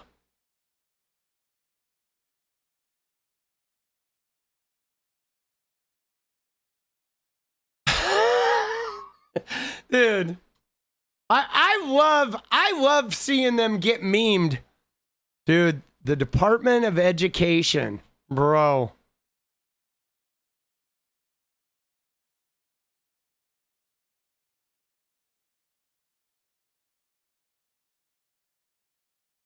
Dude, what the fuck, bro? What is this, dude? I was 38 years old when I decided to go into construction. I've got a Bachelor of Arts in Communication, graduated there in 2007. Dude, she got a Bachelor of Arts in Communication and she went into construction. And that's what the Department of Education is posting, right? What the fuck, bro? Who the fuck wants to go into construction at 38? That shit'll kill your body, dude. I mean, dude, construction is noble. But like, guys, believe me, if there is a job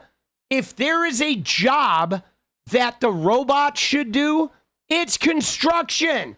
Okay? Let the robots hammer nails and put in screws and install windows and put on siding, right? That's the way I see it. If you're going to have robots do shit, have the robots do those jobs, okay? Those hideous fucking jobs, okay? Right? I mean, dude, I've worked construction. Is it a noble job? Yeah. I mean, there's a certain amount of you feel good, you're building this shit, but dude, that shit was hard on the body. Okay? Hard on the body. Brutal on the body. Breaks your back, guys. Fucks up your wrists, carpal tunnel. I mean, guys, you see guys that have been doing construction for 25 years and their bodies are fucked up, bro. Dude, Lauren, let's go. Thank you, boss. Dude, we got 9 minutes, guys. You ready? Yeah, lifting, crazy. It is backbreaking, 29 and 9, guys. Let's get a dance party. Okay? Let's go. Let's get a dance party going.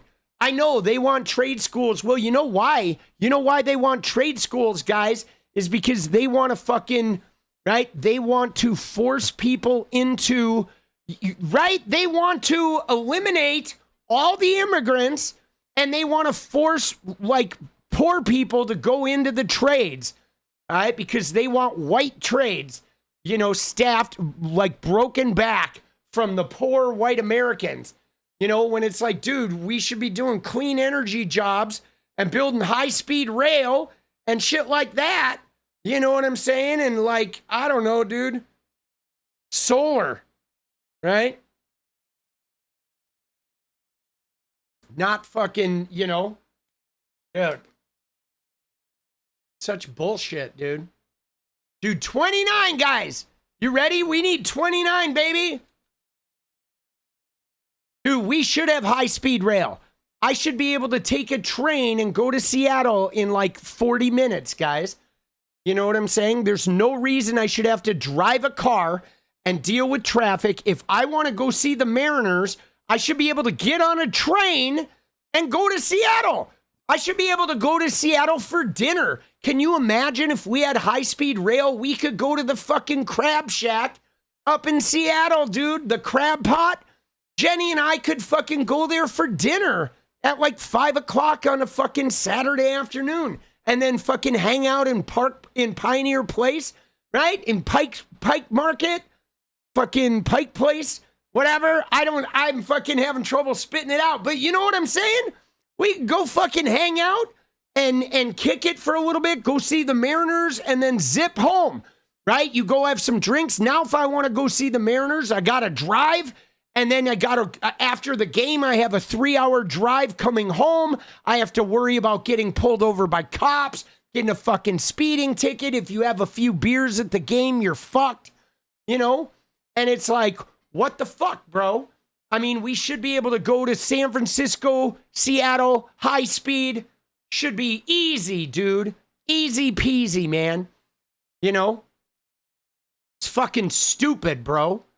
It's fucking stupid that we don't, okay? That we all have cars. Let's go, guys.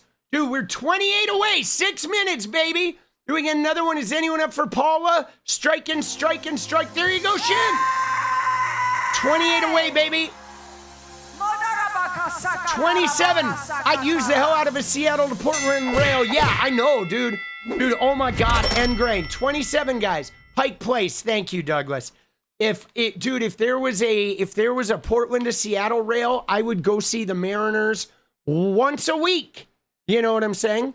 I'm serious. Once a month at the least, right? Can't have a high-speed rail, and how are the airlines? Yeah, but the airlines, though, should be for, like, longer travels. You know what I'm saying? The high-speed rail is for, like, you know, like, I don't know, 5 hours away, right? You go to Ashland on the high-speed rail so you can see the Oregon Shakespeare Festival, right? You go to Seattle on the high-speed rail. I mean, at the very least, it could just be coastal. You know, and fuck the airlines, bro. Dude, the airlines, every time I get on a plane, I have less and less room, dude. I'm serious. Every time I get on a plane, I'm like, holy shit, dude, they're shrinking the seat like every day. Every time you get on a plane, there's less room, bro. It's like, it's getting bad, dude. 5 minutes, guys. Let's go 27 and 5. We need a dance, baby. Let's go. Thank you, Ingrain.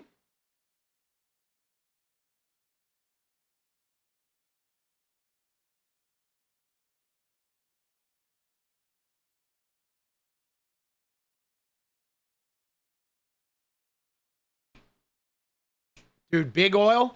Dude, Big Oil can suck it. Dude, Disturbed, let's go. Let's go, baby. 26. We got this. 25. Just was talking about high speed to Seattle. Let's go, Pretty Pink Progressive.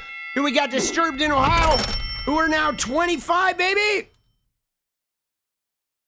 24. Disturbed coming in hot with another one. Let's go, dude. 24. Oh, shit, dude. We're humming now, guys. 4 minutes. 24 and 4.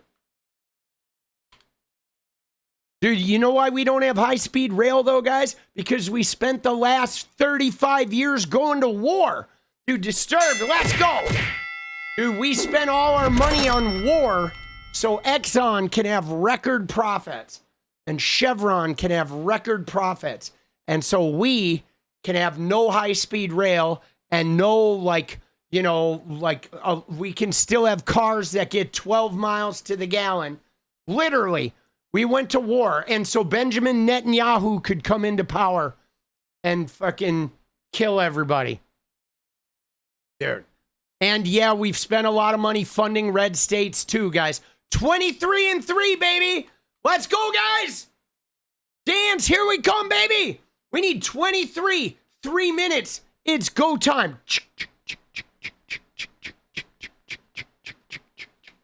The clock is ticking. Oh, shit. Dude, I just think, you know, even if they were targeted, LA to San Francisco, Portland to Seattle, right? You know, that kind of shit. Dallas to Austin, Chicago to Milwaukee, right? Chicago to, you know, to Madison, right? That shit. Let's high speed our dance party. Let's go. New York to DC to Boston. Dude, Engrain, let's go. Dude, thank you, Laura. Thank you, Engrain. Let's go, guys. 21-20. We just need to get through the midterms. We're working on it, baby. 20 and 2, guys. We got this. 20 away. Oh, we're going to need a record setting. 2 minutes, baby. Here we go.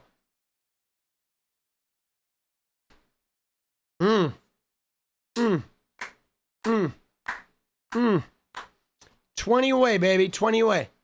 Reach your Ruffalo.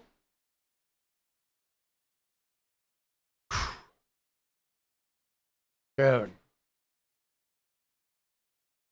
Shit is crazy.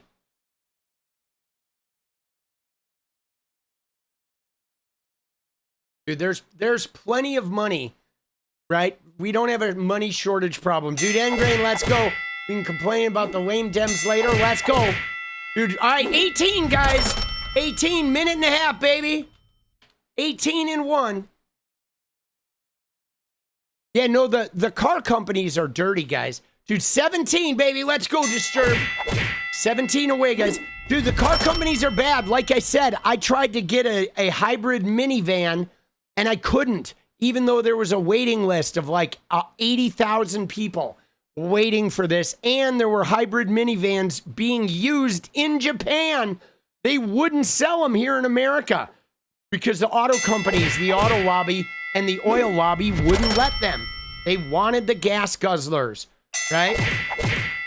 Dude, there were 80,000 people fucking waiting for this shit. 15, guys. 80,000 people. I tried to buy one. I couldn't. 15 away, guys. Let's go, Disturbed. Let's go, Disturbed. Drop to triple right there. A hat trick. Dude, another one with Disturbed. Let's go, Wall Day. Let's go. To the final 30 seconds. 13 away, guys. 13. Giddy up. 20 seconds. Dude, let's go. 12. Thank you, Disturbed. 12 away, baby. 11. For the richest country in the world, we have the lowest quality of life of all the developed countries. Yes, we do, Steph. Dude, let's go, Disturbed. Let's go. Coming in hot. Here we go. Engrain, keep marching. Let's go. All right. So we got 21, dude. So 9 away. All right, we're going to reset. We're going to get that last 9. All right. Let's fucking go, baby. Dude, good work. 9 away, dude. It's true, though. We have like terrible fucking, you know, like our quality of life. We have like perceived freedom, but it's not. We even have less freedom than a lot of places, which is crazy, right? It's like we're low on the freedom fucking index as well, you know? And like people act like we're the freest country on the planet. It's like, yo, you don't even know what you're fucking talking about, boss.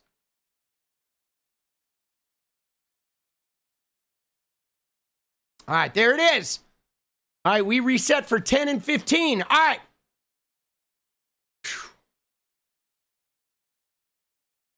Dude, and our life expectancy is lower than a lot of fucking companies.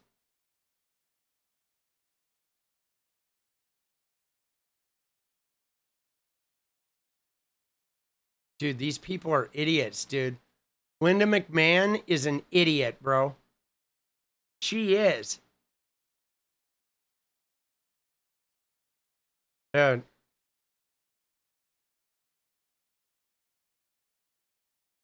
Dude, Disturbed, let's go, baby!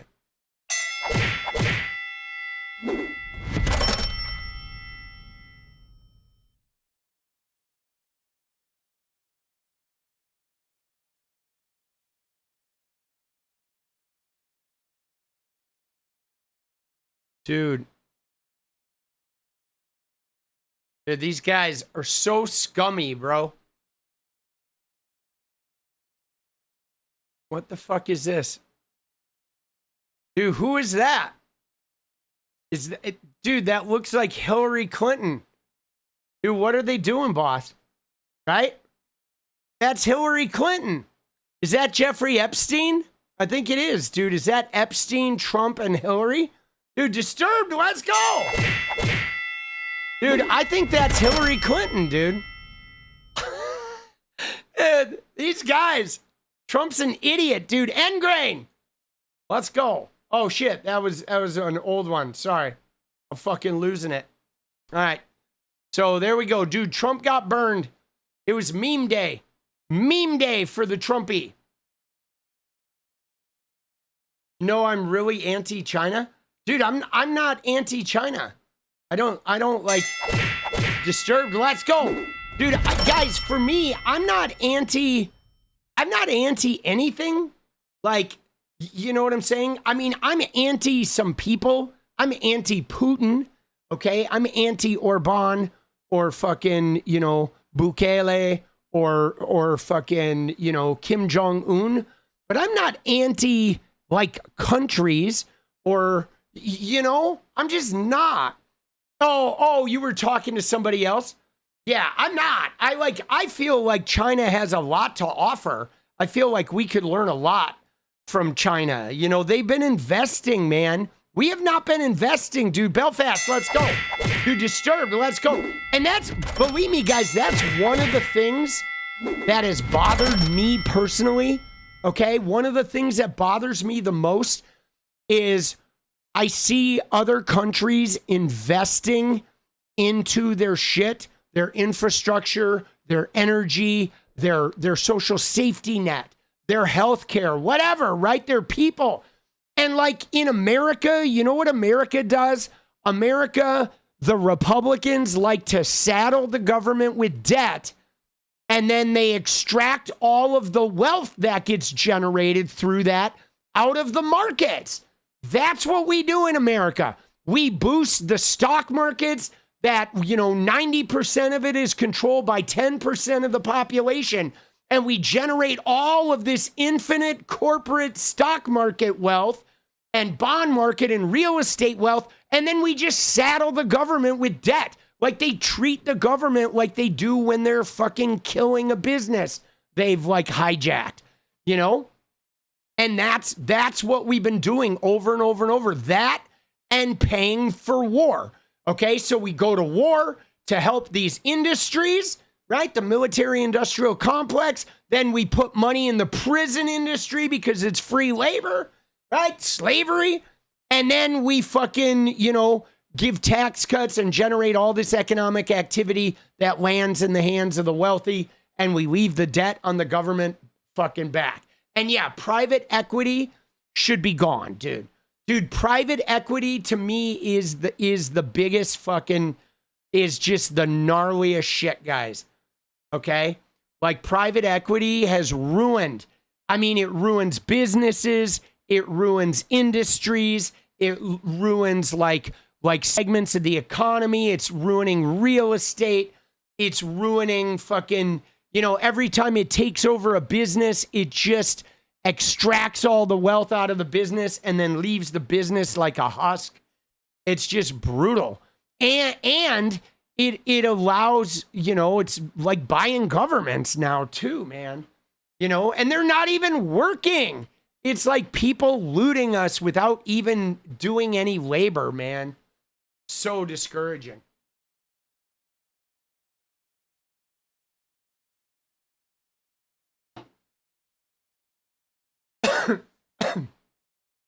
Trump is a communist. I mean, he basically is extorting businesses, taking a percentage.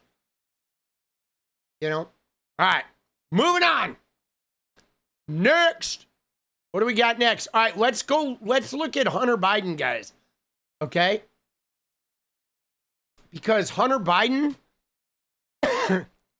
is fucking was doing the circuit, okay?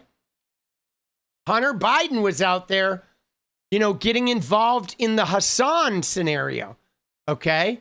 Talking about fucking Hasan and talking about Trump, but in particular, there's a couple quotes he says about Hasan that I thought are really interesting, okay?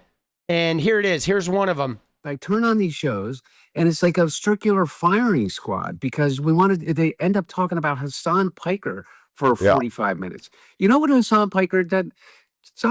Hasan Piker is a live stream guy that has been doing it for I don't know how many years, and he has thousands and thousands and thousands of hours of him just feeling shit into a microphone. By the way, but at the same time, you know what Hasan Piker's done? He has created a little bit of a movement of a group of people that are absolutely opposed to the fascism of Donald Trump.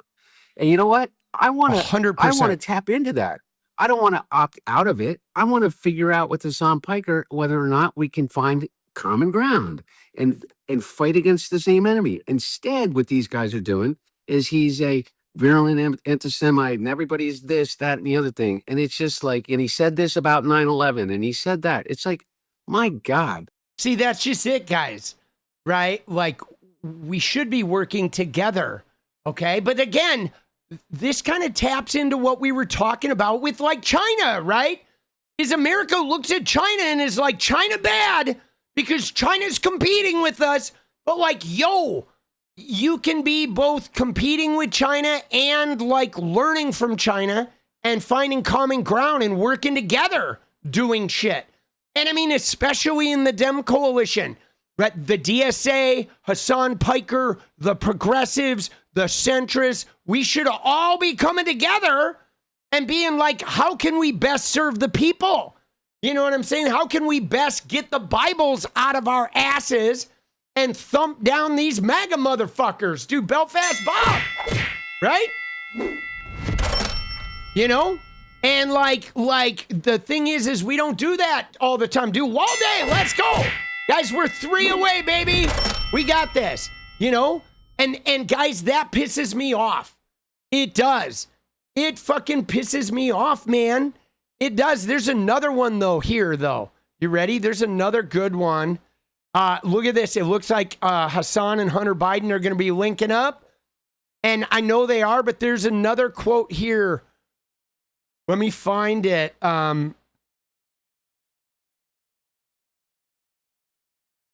Where he says he's a Mamdani Democrat. Right here. Right here, dude. Watch this clip. I think this clip is really good. I'm a Zoran Mamdani Democrat. I am. Listen, the guy's got 69% approval in New York City.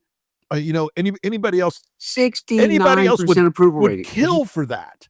Yeah, exactly. And you know why? Is because he made some promises and he's kept them. He's shown that there is competence to his conviction, to the practical politics of making the crime rate in New York is an all-time low. They balanced the budget for the first time in, I don't know, since Mike Bloomberg in 16 years in a 9-month period of time. He said that he was going to open up co-op grocery stores. He's opening up 5 of them. He said he was going to do something about rent. He was going to do something about rent. And meanwhile, the Democratic Party, or whatever consists of the Democratic Party, which is a lot of people that is as self-appointed talking heads for the Democratic Party, go out there and they go, oh my God, he's a socialist. And well, I don't know, we're never going to be able to run with that. And, this is not going to work in rural America. You know what works in rural America from my estimation? Is tell people you're going to do something about the fact that they can't get health care and they're going bankrupt because mom just got cancer. Yeah, seriously, right? You want to solve rural America? Dude, get them some fucking jobs, okay? Get the data centers and the polluted water out of their backyard. Make it so their utility bills aren't tripling, okay? Make it so they actually have health care. Right? Make it so they can drive to work without needing to get a realignment done on their fucking truck because the road has like 18-inch potholes. You know what I'm saying? I mean, it's like, what the fuck, bro? The reality is you don't have to come up with some fucking bullshit messaging. Oh, we're going to lower prices. Just actually do something. Okay? Actually fucking do something. But when you're buying stock in Blue Cross Blue Shield and then they're closing all the rural hospitals, like what the fuck, man? And then you're gonna blame it on Hasan Piker? Like, yo, dude, that is such bullshit, dude. That is bullshit. Dude, I lived in rural America. I did. I lived in rural America. It's depressing. Okay? It was depressing in the fucking 80s already. And it got even more depressing as soon as Walmart got out of control. But dude, in the 80s, it was getting bad because factory jobs were drying up. Okay? You would have like one big plant in town, right? A small town in Wisconsin would have a 7-Up bottling plant. And then if that plant closed down, the whole area sank into depression.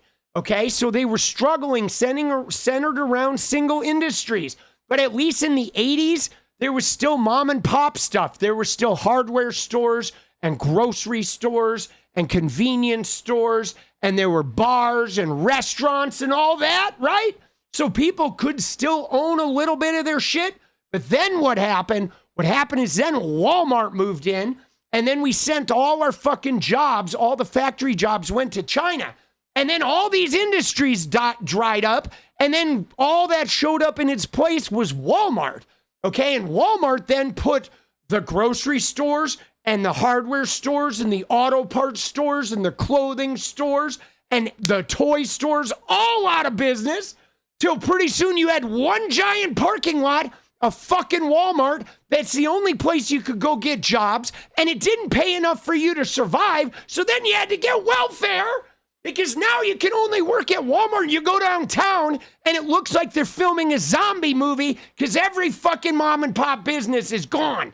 And there's one giant parking lot with a Walmart and a Home Depot, right? And a fucking, and that's it.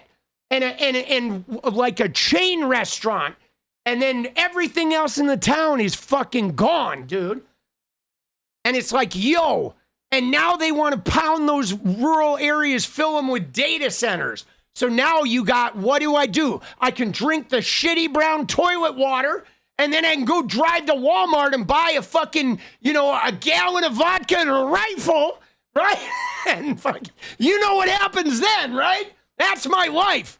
Dude, I drink shitty toilet water, go to the Walmart and get myself a rifle and a bottle of gin, and fucking go out to the fucking, to the river's edge and just say goodbye to this shithole. Dude, right? I mean, bro, it is fucked up, dude. That is what is waiting for people in rural America. And so the Republicans now have them like worried about fucking trans women and whatever, some bullshit. But that's the reality of rural America. And it started with Clinton, guys. Okay, it started with Clinton. And then it ended with fucking 20 years of war. Okay? But it did start with Clinton. That was when those jobs started to fucking, like, there was a big prosperity, and then slowly but surely that shit disappeared, right? And then you had a Dollar General and a Walmart. Same here in the UK without guns. Laura, yeah, it sucks, dude. It sucks, bro. You know? Dude, Walmart is brutal. And then Walmart, though, guys, Walmart started ruining everything, because then, you know what happened, guys? So once Walmart showed up, and once Walmart had like 100 stores, then everybody, if you're making an item, if I'm making a fucking toy, I need one account, okay? If I get Walmart to sell my toy, I don't need any other clients, okay? If I get Walmart, my business is a success. And then Walmart says, okay, we're going to buy your shit, but you got to make it for 70 cents. And so I'm like, okay, well, now I have to go to China or Vietnam or El Salvador. I have to build my factory there. And then I just make all my shit for Walmart, and there's my business. I'm done. I have a factory. I have Walmart contract. End of story. Now, that's it. They fucked everything, because once Walmart became the thing, then the manufacturing had to hit the Walmart price point. So Walmart like ruined the economy and then sold you cheap enough shit to be able to survive it, right? It's fucked up, dude. All right, let me go back. Let me get all these. We hit the goal. I'm ranting. Dude, Jason's Australiana shrimp on the bobby. Another shrimp on the bobby. Another third shrimp on the bobby. Dude, a fourth shrimp on the bobby. Dude, the Australians coming in hot. Dude, let's go, baby. Dude, the 𝗙cie𝗶𝗽𝗀, I feel that, boss. Ethan, let's go. Thank you, boss.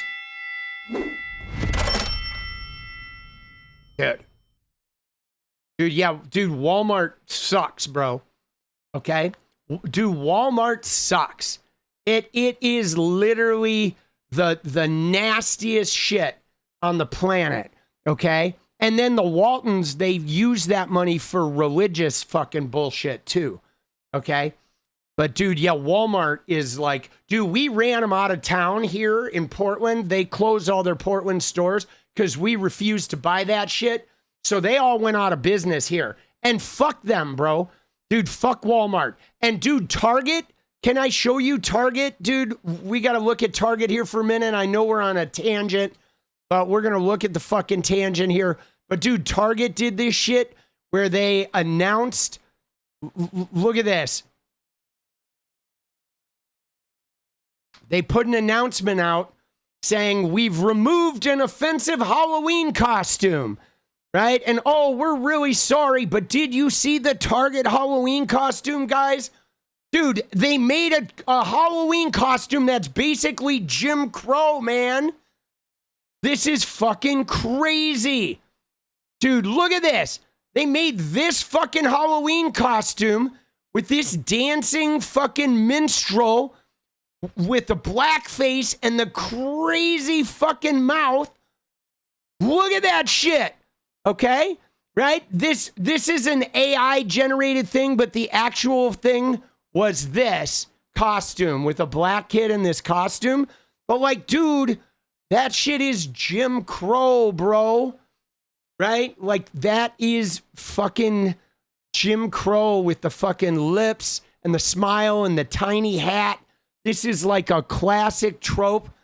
You know what I mean? And it's like, what are you doing, bro? What the fuck are they doing with this shit? Now, guys, I had a problem with Target because Target, they lost my business for good. I will never go into a Target again unless we're burning one down. You know what I'm saying? And I mean that metaphorically, of course. But like, yo, dude, they caved to the anti-LGBTQ people with their pride displays back in 2023. which was the beginning of the end, okay? Right? For me, was the anti-LGBTQ caving they did, and they played into the trans panic with their fucking suits and all that, their swimsuits. Then they ended DEI. Then they had a partnership with black-owned businesses that they ended. And now they're doing fucking Jim Crow Halloween. And it's like, fuck you, Target. You're done, dude. You're done, okay? You're fucking done, boss. No Target, dude. No more with these clowns, bro. What are they doing, boss? They're so shitty. And if you look at their stock, dude, I think their stock has gone through the roof, or to the basement, dude. Right? I mean, look at this. Let's see, 5 years? Dude, yeah. Dude, they were, look at where they were in 2021, dude. They're almost cut in half, bro. I mean, they were down to $89, right? They're fucking inching up now. But like, dude, their stock was $250, okay? $250, and then they started becoming like anti-LGBTQ and just degenerates, right? Degenerates. And fuck them, dude. Fuck them. Fuck Target, bro. Dude, it is so crazy. Like, they're so shitty, boss. Dude, but Hunter Biden is on a tear, guys. Okay? Here, let's go see what we got. Oh, shit. Dude, I didn't even know that guy's following me. All right, well, let's go.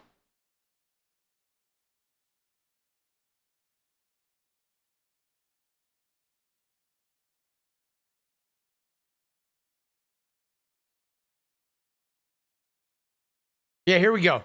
Here we go. Let's talk about this. These guys will sit down, particularly in the mainstream press. They'll sit down and do an interview with a 34-count convicted felon who was adjudicated to have raped a woman and has 30, I don't know, dozens of legitimate sexual assault claims, allegations of sexual assault against him, and is in the Epstein files more than any other human being on the face of the earth. More than Epstein. They'll sit down and talk with him, but it's not okay for me to sit down and talk with Tucker Carlson? They're out of their minds. Dude, I mean, it's pretty crazy. Now, the thing is guys, I don't have a problem with anyone talking to anyone as long as you're not glad-handing them and covering up their shit. But here's what I want to say about this bit, about what he's talking about with Trump. Is they will talk to Trump with 34 felonies, 25 credible essay allegations, adjudicated rapist. He's all over the Epstein files. He hides the Epstein files. 50,000 lies. 50,000 fucking lies, right? And they will sit down with Trump and still engage with him like he's being honest. Or like he's just another politician. And it's like, how do you do that? How do you do that? And then they treat everybody on the left like they're lying out of the gate. Like they attack them. They attack Angie Nixon. Or they attack Hassan Piker, won't even let him defend himself. They'll go after Abdul El-Sayed, right? They'll go after anybody who's a leftist, you know, Zora Mamdani, Daria Eliza, 𝗫🔄 Chevalier, Brad Lander, they're all over them. Like, you need to defend what you said. How can you say this? Oh, and then Trump sits down and they're just like, how can we help you? Like, can we do anything for you? Do you want to tell us 50 lies? And then we're going to like write an article about how genuine you're being, right? It's like, yo, dude, I'm tired of that shit. I am tired of that. Like, I am tired of the entire media ecosphere wiping Trump's ass with like 10,000 thread count sheets, right? Oh, let me get in there. Oh, yeah, let me wipe those nuts too. We're like Natalie Harp out there fucking polishing the knob. Oh, come here, Trumpy. Oh, yeah, good knob, good knob. Oh, look at that knob, right? God, fuck that. I want Fucking digital slap. Right? Seriously. You know what I mean? Like, that shit is crazy. All right? It is, dude. Now, on top of this, right? Somebody had mentioned, I think I saw somebody mention I think you were talking about Rogan, but there is a Rogan clip, guys, that is pretty wild. Okay? There is a Rogan clip about the fucking Hunter Biden laptop. Okay? That is pretty crazy. Now, I don't want to read too much into this shit, though. Okay? Because Joe Rogan is a bullshit artist. You hate the knob thing? Dude, I like the knob thing. It's funny. It's funny. Talking to the knob is good, dude. All right, let me do this.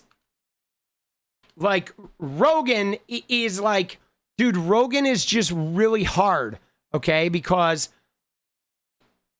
he's a fucking dunce, all right? And he's constantly acting like, oh, like he just figured it out. So when we go back to the Hunter Biden laptop, and we looked into this before, the computer repair person was blind. Not like, oh, I have trouble seeing. The computer repair person was like blind. Okay? Rudy Giuliani went to a computer repair shop with a person who couldn't even see a goddamn thing. Legally fucking blind. Like, completely nothing. And yet this blind person somehow manufactured this incredibly detailed assessment of like the secret data discovered. I guess it was written in Braille somewhere in there. I mean, when you read this story of how this laptop thing originated, it was like so phony. They take a laptop in to a blind person, and next thing you know, there's like some hard drives that are being like churned out. There's like copies of hard drives, and Rudy Giuliani, right? The guy who booked the Four Seasons hardware store, fucking makeup running down his face like a mutant, somehow put this all together with this crazy blind person. Dude, like, yo, dude, but look at Rogan here. Sort of like putting this together. All of a sudden, in real time, Rogan's like gonna have a you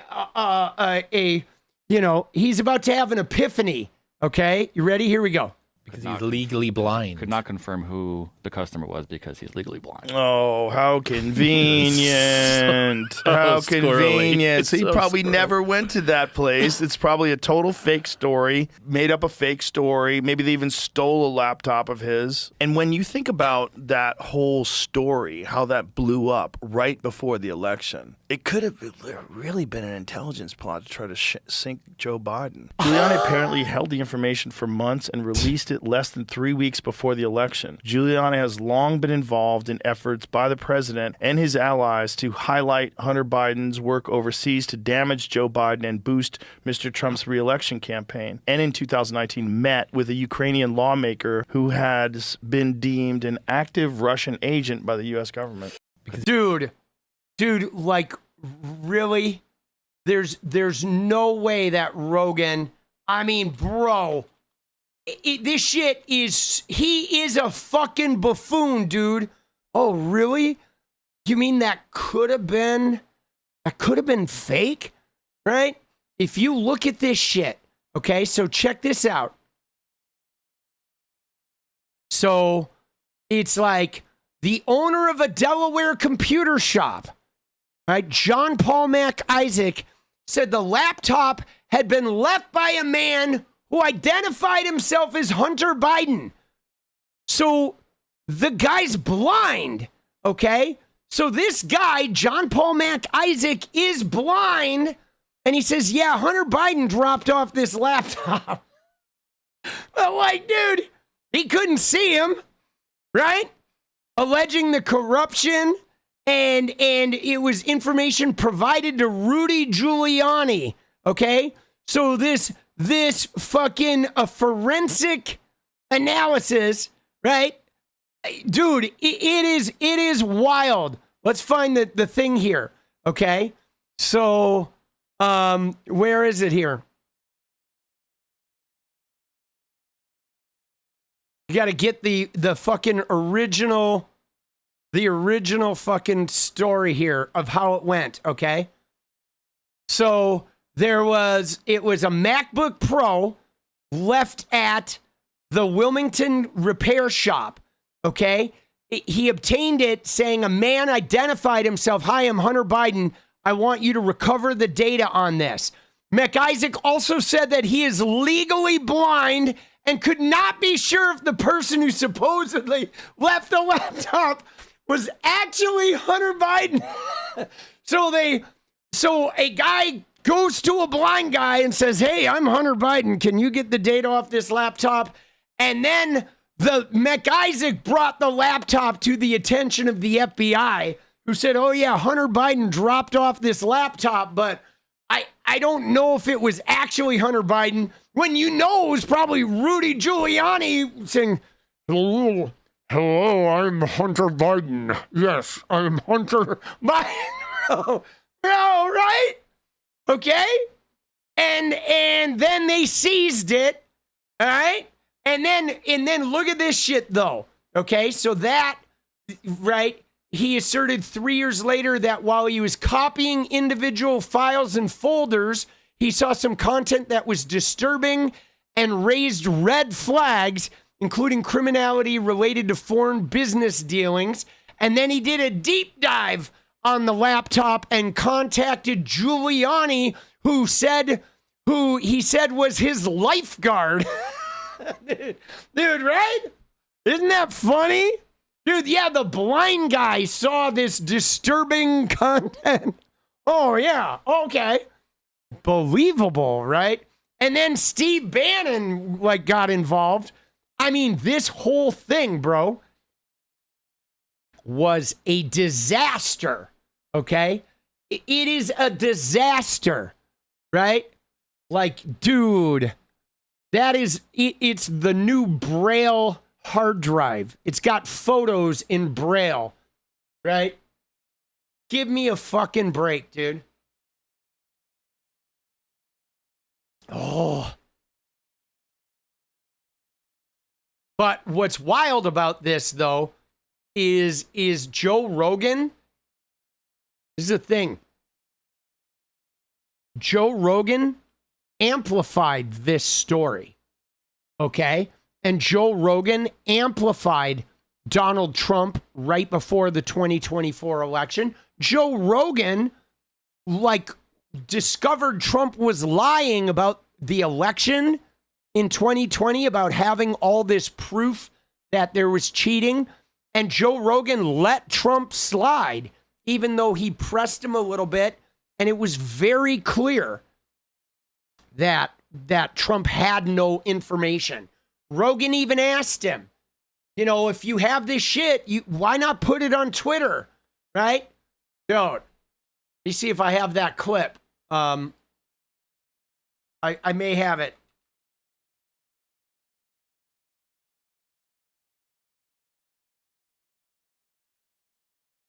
I know I have it in the video. Hold on. I'm going to find it, guys. You ready? Find this. Where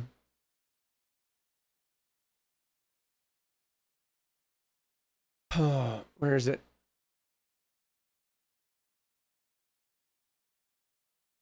I think it's an old one here.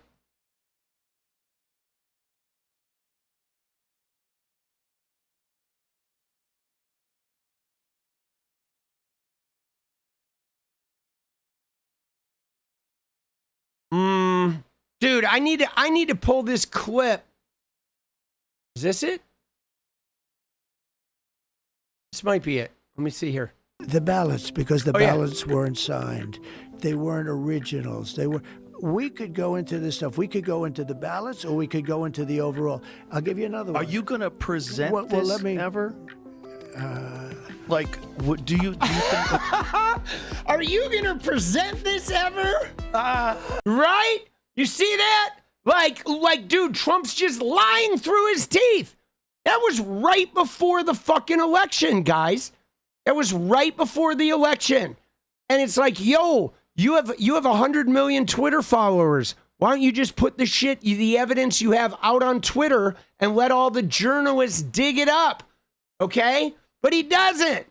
He doesn't, because Trump is fucking lying. Rogan knew he was lying. And the same with this shit, okay?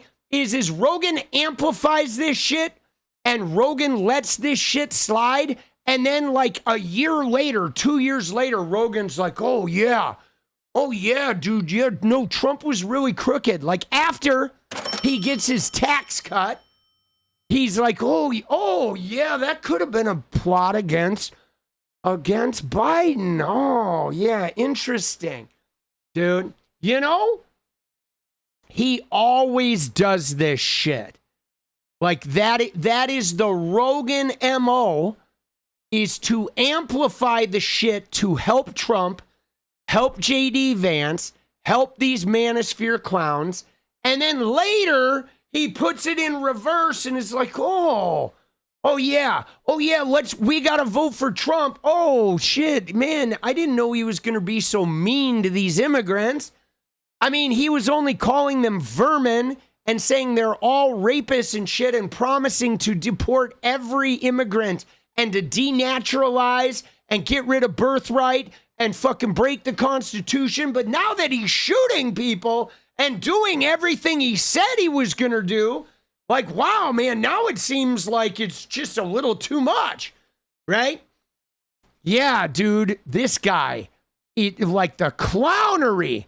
Look at him. He's like, oh, yeah, maybe. Yeah, you mean it was a blind guy who didn't even know if Hunter Biden gave him the laptop? Really? Huh. Yeah, that's weird. Now, why exactly did I spread this fucking laptop conspiracy theory everywhere? Oh, yeah. Because Trump and Dana White and shit are my buddies. And they make sure I can do ibogaine and fucking I get a fat ass wallet and shit. And if I ever get in jail, they're going to fucking pardon me and shit. Oh yeah, that's why we do it. Dude, he's such a fucking dunce, dude. He is, bro. Rogan, a coward is a great way of putting it. Okay? It's a great way of putting it, but like here he is again, right? Like too little, too late. This government has done some shit that no government has ever done before. And one of them is the crypto stuff. The crypto stuff's nuts. What? Like, Trump has made billions in crypto. Yeah, like, it's a bad look. Government's so fucking crooked. And then you got his sons, and his sons are involved in all these weird business deals where the business deals have to do with some things that Trump put, and then the sons are involved in these businesses. And, like, there's a lot of money flowing around that you could dig in and start. This government. It's like, yo, now, Joe, Rogan, me and you, buddy, just personal. Oh, wait. Here we go.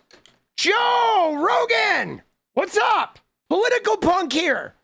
Yeah, no, I'm watching your little bit where you're having the big realization about Trump and the crypto and the corruption. And so I got a question for you, buddy. So this guy committed an insurrection. He lied about the election for 5 years.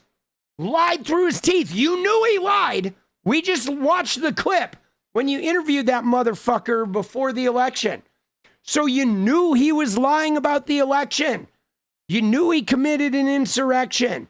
You knew he was full of shit during COVID. You knew he didn't get anything done. He didn't build the wall. Mexico didn't pay for it. None of the shit panned out except your fucking tax cut. So what made you think, like, he was going to do anything honest and above board when he got back in office, you dumb fuck. Why are you acting surprised? Oh, my God. Oh, the crypto. Oh, no administration has ever done anything like this. No guy who lied about an election for 5 years and came on my show and I caught him in the lie and I did nothing. I elevated and helped him win anyway. Nobody like that has ever been so corrupt. Dude, how you enjoying the tax cut? Bro, I hope the IRS comes and is like tickling your fucking prostate, brother.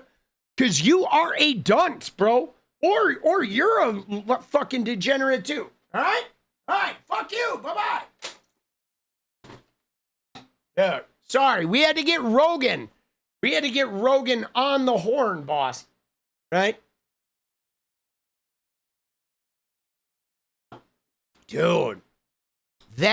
I mean, come on, man. See, that's what gets me, guys. Is every one of these right-wingers that are now trying to, like, distance themselves, they're now trying to sort of backpedal their way out of, like, oh, wow, Trump is actually, like, really bad. It's like, yo, you fucking knew, bro. You knew he was a liar. You knew he was disingenuous. You knew he's like nothing. No truth from this man anywhere. And yet you fucking went all in on it anyway. And now you're trying to backpedal? No. No, man, these guys, I'm telling you right now, all of these guys, the Rogans, the Bill Maher's, right? All of these shitters, and especially the right-wing influencers, the Candaces, the Tuckers, the Megyn Kellys, the Ben Shapiros, the Nick Fuentes, all of them. Every one of these guys, right? And it goes into the mainstream media people, the Kristen Welkers that are sitting there yucking it up with Stephen Miller. They're going to wear Trump like a facial tattoo. Okay, they are going to wear Trump like a fucking facial tattoo. We are never going to let them de-Trump, okay? They have Trump-positioned, and they never get to de-Trump. They don't. They need to wear the stink and stain of Trump like an ugly facial tattoo until the end of time, okay?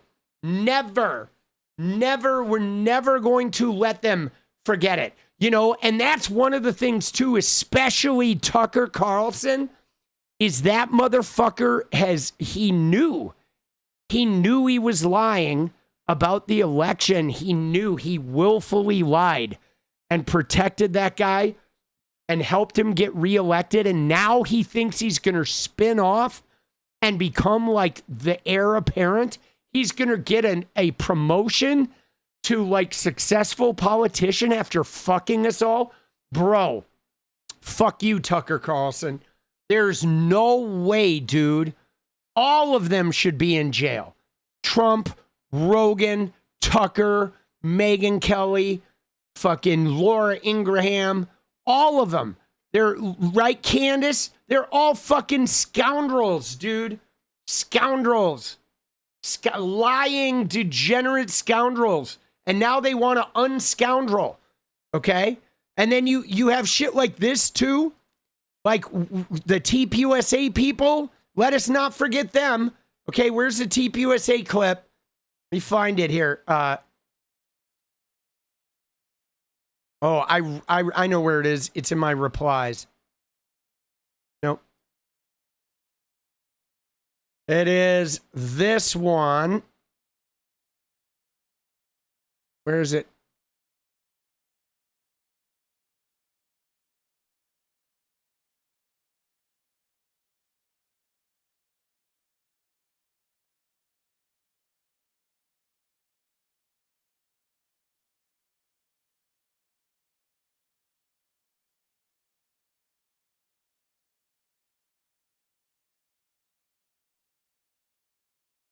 Let me see. It was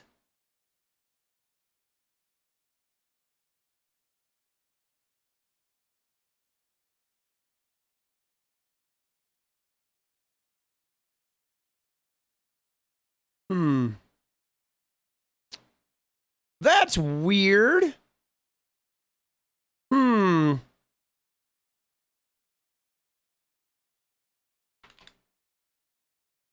Dude, yeah, Tucker is like fucking insane, bro.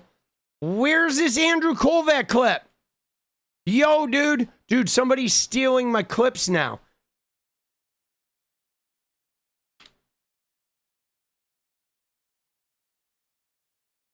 Oh, I know how to find it. There it is. It's Rupar.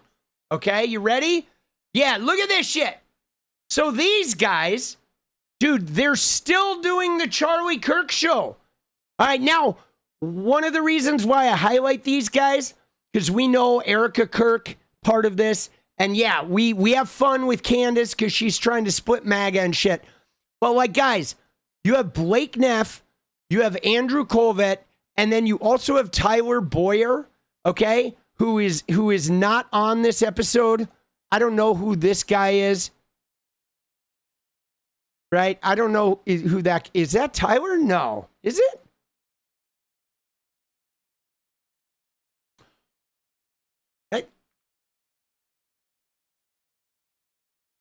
It looks a little bit like him. Oh, I think that is him. Right? That is him, isn't it? Yeah, it is. Oh, yeah, there it is. Dude, it didn't look like him at first. But so these guys, okay, all of these guys, dude, this guy right here, Tyler Boyer, he was a fake elector, guys. Okay? He was a fake elector. These guys, all these guys, TPUSA and Charlie, they're criminals. This is a criminal organization. They funneled money to J6. They hired buses to bus the people. They did the fake electors with Tyler Boyer. He was a fake elector in Arizona.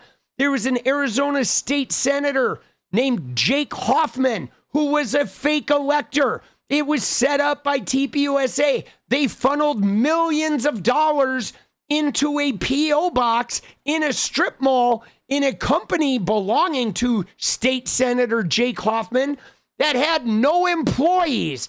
And they said it was for like digital work, okay? Millions they funneled to this state rep while trying to overturn the fucking election, guys. In 2020, these guys are criminals. And look at what they're saying now about Maine, boss. You ready? So you get a lot of great crossover, I think, that we'll get from the border of Susan Collins win. Well, you know what's interesting about Susan Collins? A lot of people in our base don't like Susan. I totally understand that. JD, though, was campaigning for her in Maine this morning.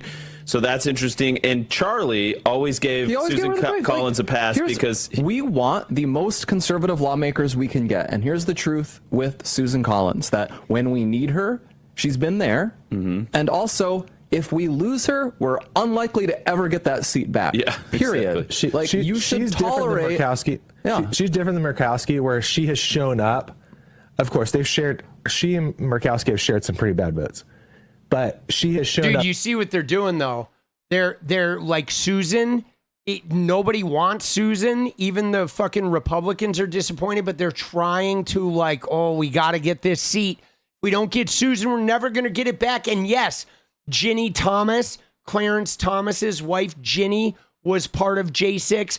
Also, Samuel Alito's wife is the one hanging the upside down flag. They're all involved in this fucking whatever evangelical weirdo rebellion. But yeah, man, they're trying to like, oh, Susan, she's really been there when we need her. She's there for us. I mean, they're not wrong. She is a degenerate. She only pretends like she's not there in order to try and hold her seat. But she has always fucked the all of us. Right? Kavanaugh, fucking RFK Jr., all of these people. She fucked us on all of them, Susan Collins did. Right? She says she's concerned, and then she votes for the rapist. She says she's concerned, and then she lets them overturn Roe v. Wade. She says she's concerned, and then she fucks everybody up. And then when it's a completely safe situation where the bad thing's going to happen without her, then she'll say, oh, I'm standing up against the bad thing because, you know me, I stand up against bad things. No, she only does that when her vote is meaningless, right? Dude, she is a scoundrel. Way more statistically and split off from Murkowski in way more scenarios. And she doesn't represent a red state like Murkowski. Yeah, I mean, well, and I'll give you the background. Yeah, I'll give you the background too. Yeah, Murkowski's in a red state, a double-digit red state, and she's ruined that state. Susan Collins has helped maintain something there, and Susan Collins will actually sit down with leadership. She will work together. Murkowski won't do that, right? So Susan Collins will do that. Murkowski's a Democrat. Let's be honest. Yeah. She's probably going to caucus. She's probably going to go independent. Dude, look at these guys, dude. Now, this is good ammunition for Maine, though. I hope Troy Jackson's camp is right. I hope Troy Jansen, Troy Jansen. I hope Troy Jackson's fucking campaign people are mining this shit up. But guys, the thing that bothers me, I mean, beyond these guys being fucking assholes, is they're criminals. Okay? Like Turning Point USA is a criminal organization. Turning Point USA is a criminal organization, guys. Charlie Kirk's organization was a criminal organization. These guys are like insane lawbreakers, and they get treated like they are some legitimate type of evangelical fucking, outfit. But they're not. They're a money laundering organization that tried to overturn the fucking election. Okay? A money laundering organization that tried to overthrow a fucking legitimate United States election. Dude. And then Charlie got whacked by them. But dude, they're still doing the Charlie Kirk show, bro. God. And we're about 2 weeks from the anniversary. Oh my God. Get ready, guys. I mean, the good news is, though, you ready? The good news is nobody's getting fired for the things they say about Charlie Kirk this year. Let me just tell you that. Because everybody who got fired over saying something about Charlie Kirk has raked in millions from the people who fired them. So they're all going to be Karening in 2 weeks, and I'm going to be in there poking the bear. But no one's getting fired this time around because the lawsuits have come to light, dude. Dude, I want to bring these guys down. I do. I really want to bring down TPUSA. That's like a long-term goal, is to shut these guys down. Right? Yeah. No, I know what Repo says there is people consider TPUSA to like be legitimate or like they're doing it the right way. And this is what's crazy is everybody's talking about Hasan Piker. But like, dude, Hasan is a Twitch streamer who, does he say some outlandish shit? Sure. But he's just a dude out there organizing and fucking being real. These guys are a criminal fucking organization. And they get revered and treated like they're an actual thing when they are literally fucking criminals breaking the goddamn law. Right? But no, they'll go after Hasan. Bro. Fuck that shit. All right, you ready? Last thing, guys. Then I'm going to go. All right? Last thing, I want to look at this Kasparian clip here. Okay? Because Kasparian is right. Remember what I talked about earlier with 𝗙liche about the personal grievance? We talked earlier And I'm going to throw the clip in the video. All right, here's the clip. That was for the video. But so earlier we talked about 𝗙liche, about how he's got a personal grievance. Oh, you leftists were bad in 2024, so now I'm going to sink you, okay? Because of you, whatever, you leftists bad, right? That's in his eyes. It was all the leftists that lost 2024. It wasn't. 2024 was lost because of Joe Biden and his people. 100% it was Joe Biden, okay? Because Joe Biden lost his mental acuity. He didn't tell anyone. They lied about it. They didn't recognize the rift in Gaza. He should have seen the rift in Gaza, and his mistake, he should have fallen on the sword, stepped aside, let us have a primary. Primary winner steps up. We steamroll Donald Trump, and we put a little bit of Gaza in the rearview mirror, and we start moving forward. But we didn't do that. Biden stayed in there. He lied. He finally stepped down. Then he fucked Kamala over with the mega cap and with, fucking up her lip speech by talking about the fucking Puerto Rico and shit. And right, he was just always running his mouth, being a dick. Then he welcomed home Trump when Trump won. And he also wouldn't fucking untether Kamala.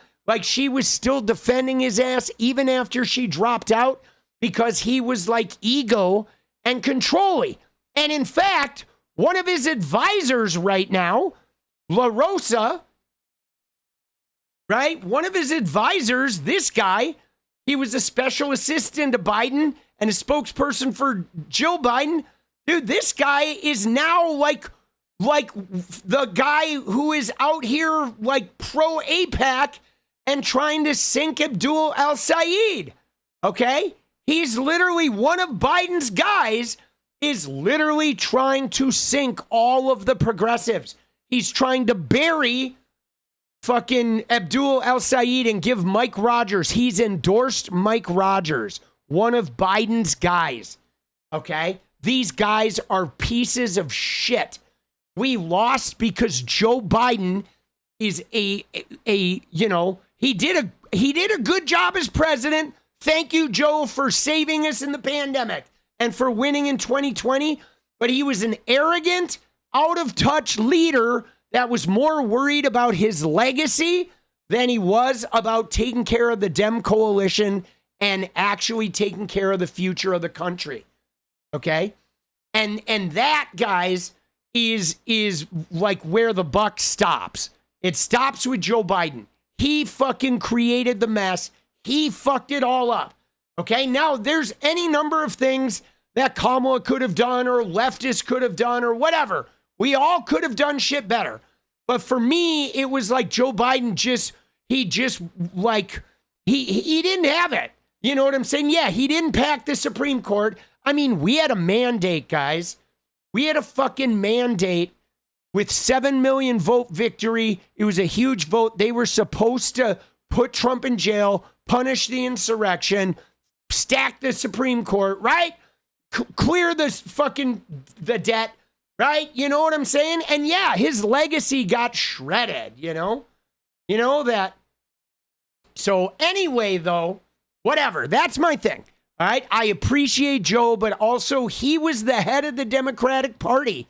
He was the leader of all of us during that, and he blew it. Now the centrists want to blame it on leftists. They want to blame it on Hasan, but they're about grievance. Okay? They the centrists don't want to let go of a grievance. Now, dude, I was mad at Hasan too for what I perceived at the time was being too negative. I was mad at Emma Vigeland for, the genocide Joe shit. I felt like that was not helpful. I felt like that was making it so nobody could ever vote for the Democrats. I had a lot of issues. But dude, once the election was over, I forgot about that shit. Okay? I do appreciate all the good about Emma and Hasan and Sam Cedar and Kyle Kowinski and all those guys. So if they got mad and voted for Jill Stein or didn't do something or were too negative in 2024, I'm not going to hold on to that forever, guys. You got to move on. Like, what are we doing now? Okay, right now, we're trying to win, and we're trying to fucking, get new blood in there. Get some DSA in there, get some Medicare for all in there, try and get shit, exciting again, and a little bit of, against this APAC establishment bullshit. But, these centrists, they don't want to let it go. Okay, Neera Tanden, Shannon Watts, Hutch, okay, that Michael LaRosa guy, they're mad. They're angry that, the pro-Palestinian movement has gained power. They're angry that AIPAC has become a dirty word, that people want to stop funding forever war in the Middle East. They're angry that Haley Stevens lost, her $70 million machine. She lost to Abdul El-Sayed, and Hasan helped him win. So now Shannon Watts and Neera Tanden and fucking, Hutch and all these centrists, they're angry and they want to sink everybody, okay, because they're mad. And it's like, yo, get over it, okay? Get over it. You've been shouting vote blue no matter who, and you've been saying to the leftists, oh, sorry you didn't win, sorry you're not getting what you want, you need to buck up and get over it. Now they can get over it. Fuck off, bro. But this, holding on to a grudge, that's Republican shit, okay? There's no more holding on to grudges. But now Anna, though, is still holding on to grudges, okay? Because she's still mad at Hasan, and it's because of fucking when she had a fight with Ole, right? She's all mad that Hasan didn't defend her. And she's mad at leftists because they told her to be nice to the homeless people when a homeless guy grabbed her. She's mad at trans activists who said, yo, don't get mad at the phrase birthing person, right? You know what I'm saying? She just won't fucking let go. Won't let go. Won't let go. It's grievance. And this is what makes people red pill, guys. Panic on Funkatron says they will criticize Hasan without actually having him on air to set the record straight. They're cowards.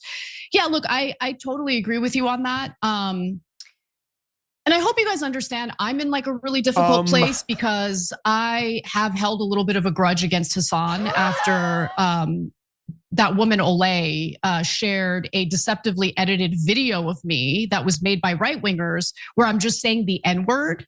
And she said that I'm calling Black people the N-word, when in reality, that deceptively edited video, which she knew, by the way, was just a compilation of me quoting racists who we then condemned on the show. Yeah, again, and again, I don't the thing about it is you could have quoted the racist by just saying N-word. You didn't have to say the N-word, Anna Kasparian. You could have just said, and he said N-word with the hard R. Unbelievable. You didn't have to say the word, right? But their policy was to just say the word, okay? And ironically, they've had a problem with every Black legislator who's remotely progressive. Dude, yeah, Anna sucks, dude. Now, did Haas defend me? Because he knew the truth. We worked together at TYT. No, he didn't defend me. If anything, he uplifted Ole in her deceptive attack on me. So yeah, I'm a little irritated that what I'm doing is not ever reciprocated, but at the end of the day, I don't care because what's right is right, what's wrong is wrong. Hasan says all sorts of things I disagree. The stuff about Mao and what are you doing? But that's what he is, that's what he does. He likes to be edgy. So I can be critical of that. The problem is what he said about not conflating Zionism with Judaism is accurate. What he said was right. And the way that they're twisting it to use it, not just against him. All right, dude. See, when it comes to Israel, though, she'll back him up. But you see the personal grievance, right? It's the grievance, guys. The grievance is what red pills people. I'm telling you right now, any person whether they're a leftist or a Bernie bro or whatever, if they get resentful about an event, some way that they feel they were wrong, and that resentment churns long enough, eventually they will move right. Okay? They will move into the era of, they will move into the fucking, let's crack down on immigration, or let's fucking get more cops, right? It's like, it is a resentment undealt with that makes you want to then exercise your power and control in some way on somebody, okay? You gotta watch the resentment. Now, in those of you who've gone to AA, I'm 19 years sober. I went to AA. There's a little thing in AA where you, as you're doing the fourth step and unpacking your shit, there's a saying that says, resentment is the cause of all my problems. And it's true, guys. It is like resentment, a held resentment is poisoning. It's like a long-term poison that then you end up projecting that resentment out as like anger or negativity, where you have to extract revenge. You have to get even. You have to like make somebody hurt, okay? Because you haven't dealt with your resentment, sorry. It's so true though. It's like grievance politics is going to move you to the right. Right? It always moves you to the right, but at least she's, when it comes to Israel, her biggest resentment is against Israel. Okay. And so they will fucking go in, right? Yeah, I know Disturbed. The reason they said it back there was for emphasis, but like, guys, it was like, dude, it was the Obama era. Okay. Right. You know what I'm saying? Like, really? You didn't have to be reading the slurs for emphasis, during the Obama era, when in fact they were super critical of Obama. And Cenk got fired from MSNBC. He didn't get fired. He got passed over for promotion because of his treatment of Obama. And maybe he had something to do with all those N-words and shit too, right? I mean, maybe they just didn't want to dish in there. But if you talk to Pastor Ben, and if you talk to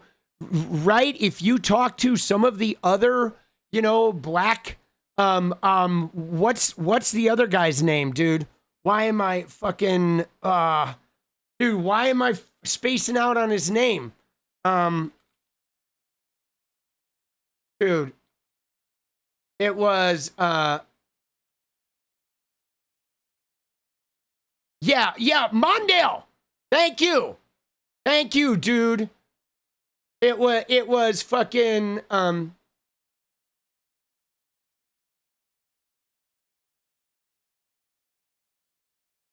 Mondale Robinson, right? Isn't that his name?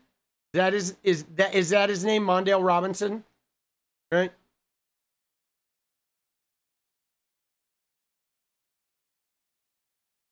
Right? Yeah, no, if you talk to Robinson's his last name, isn't it? Okay, yes. Okay. So if you talk to those guys, right? If you talk to those guys, they know that there's a little something up at TYT. They do, guys. Okay? They know that there was something a little up at fucking TYT when it comes to both race and when it comes to women. All right? They've had some issues, guys. Okay? Like Anna, she objectively, whatever, she's been sort of like grandfathered in as the special woman, but all of the other women, like, look at how Cenk treated Fran, right? Francesca. Look at how Cenk treated Emma. Look at how Cenk, like, right?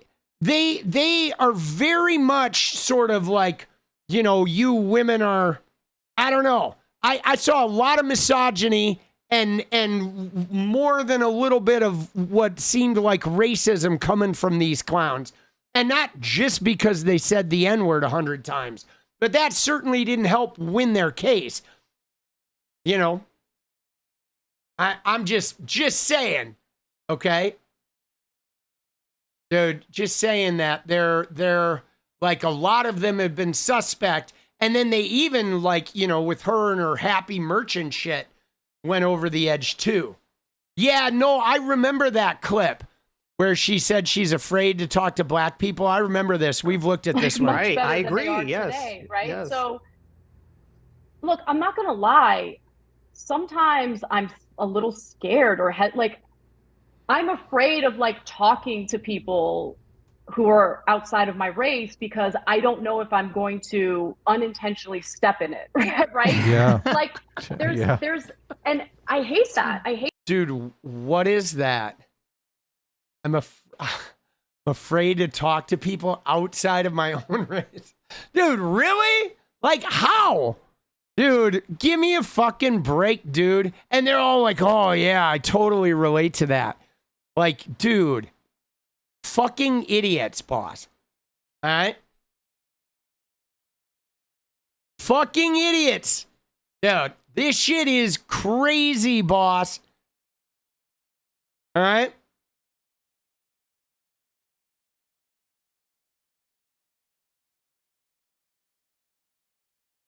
Dude, that shit is wild. You know? All right. All right. Dude, I'm gonna make videos, baby. She's afraid. I think maybe she is afraid she might drop the N-word, guys. Dude, she is. She's worried. She's gonna drop the hard R. Right? Yeah. Fucking wild, dude. Those people are wild. Dude, did you see? We got to look at Cenk's thing. Did you see Cenk's tweet? Dude, yeah, Dr. 𝗫𝗏𝗏 is. I like Dr. 𝗫𝗏𝗏𝗏. He's still holding on, you know. But did you guys see Cenk's tweet? I don't know if you saw this. Hey, just so you know, 𝗦𝗏𝗽𝗃, like, fuck that guy. Dude, we saw his name as a producer on a TV show and we wouldn't even watch the show. But did you see what Cenk did? This was like yesterday or 2 days ago. Look at this shit, bro. Look, he says, I got a new slogan. Make America free again. You don't have to say from what. Everybody already knows. MAFA is bipartisan. We'd all love to be free again. Right? MAFA. But I'm like, yo, dude, this rubbed me the wrong way, boss. It really did, because why would you make a slogan that has anything to do with the MAGA movement? With the Make America? Like, no, dude, we are permanently disenchanted, right? I mean, what I said was, how about a slogan that doesn't share vibes with the MAGA rapist shitters, right? How about like STFU? How's that sound? Right? I mean, who would make a slogan now, guys, that is like Make America X again, Make America whatever again? Like, Cenk, shut the fuck up, bro. Like, we're not co-opting the Make America anything. Like, I want that shit burned to the ground. I tend to agree with Kyle Kowinski on this one, which is, when all is said and done, guys, we're going to remove Trump's name from everything. I want his name off of websites, off of buildings, off of like postcards, placards, right? There will not be, it will be like you don't even know that Donald Trump fucking exists. Okay? Anything that has his name on is going to be shredded and disemboweled and disengaged and sent to the trash heap. And everything. Till the end of fucking time, bro. Not another, right? I don't want to see the word fucking Trump on anything ever again. Like, yes, it's going to be like what they did with Hitler in Germany, dude. Just a complete removal. Wax on, dude, wax off. All right, there you go, buddy. Wax on, wax off. No Trumpy. No Trumpy. Dude. All right, you guys ready to dance, dude? Let's go.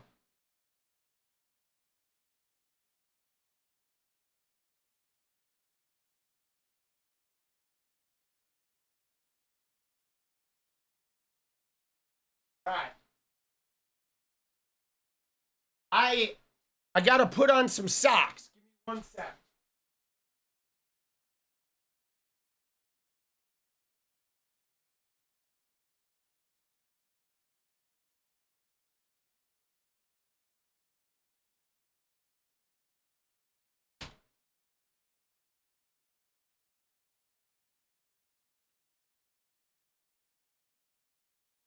Oh, let's go.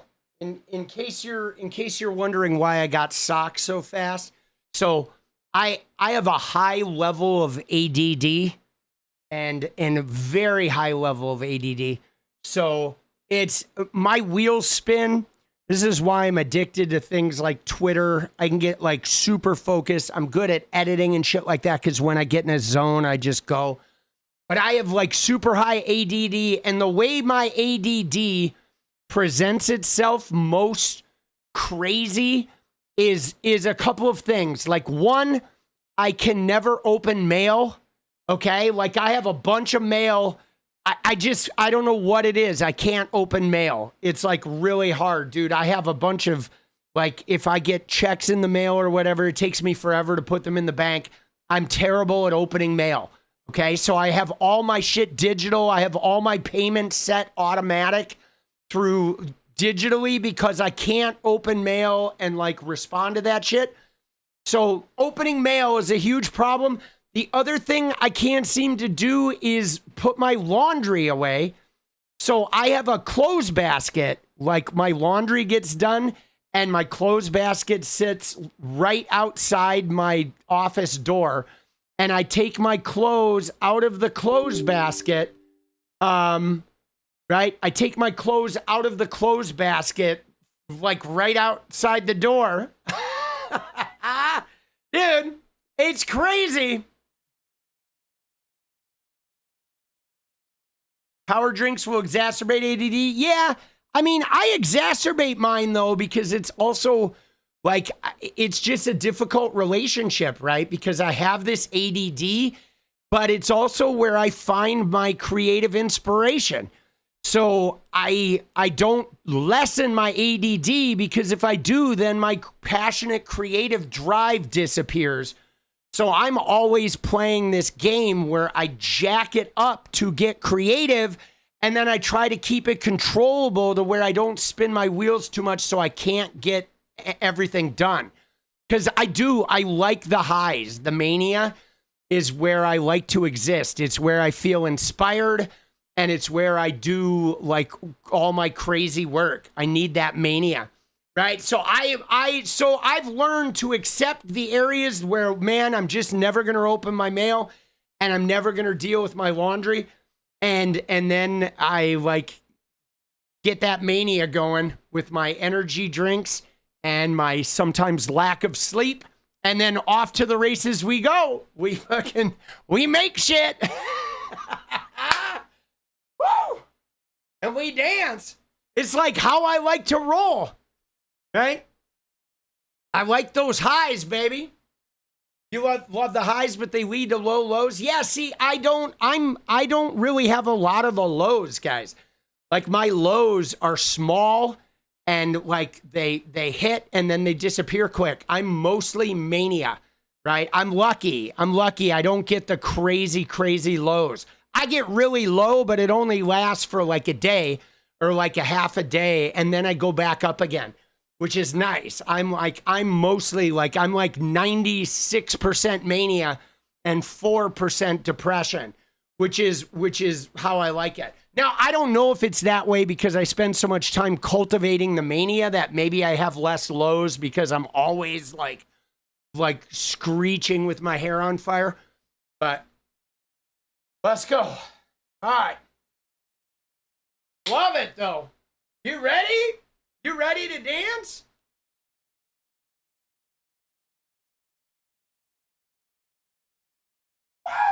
All right. Let's do it. Well, deja vu. Thank you, guys. It's good times, baby. Good times. Sorry I missed everything. White mother failure. We love you. Thank you, boss, for being here. Let's go. Oh! Let's do it. Come on.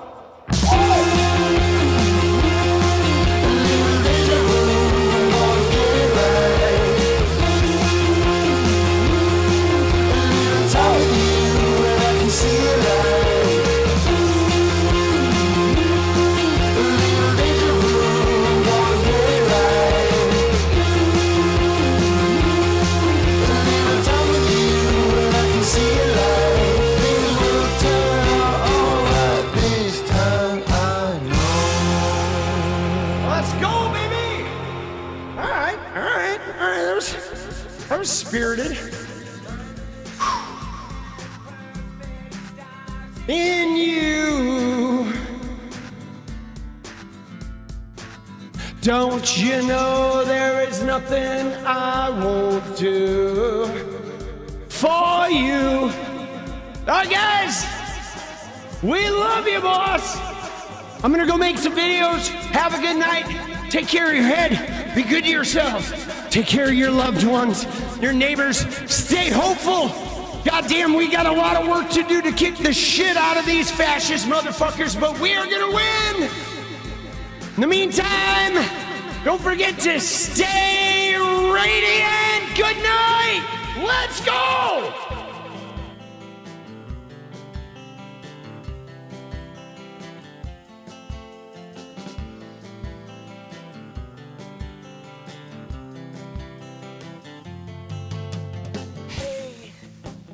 I just want to change the world. I just want the perfect girl. I don't want to hang around. I'd rather be found. It gets better. I wonder my pleasure together. Everyone's waiting, anticipating.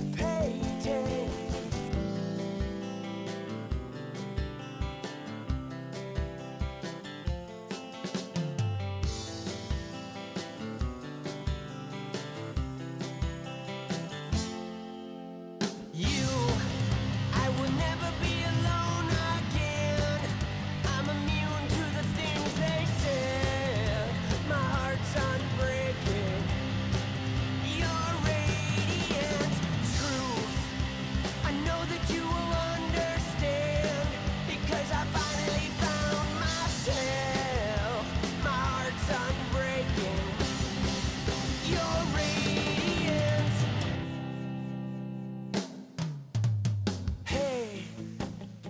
just want to change the world, but I'm not gonna wait my turn.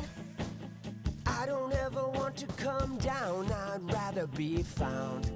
It gets better, I wonder, my pleasure together. Everyone's waiting, anticipating.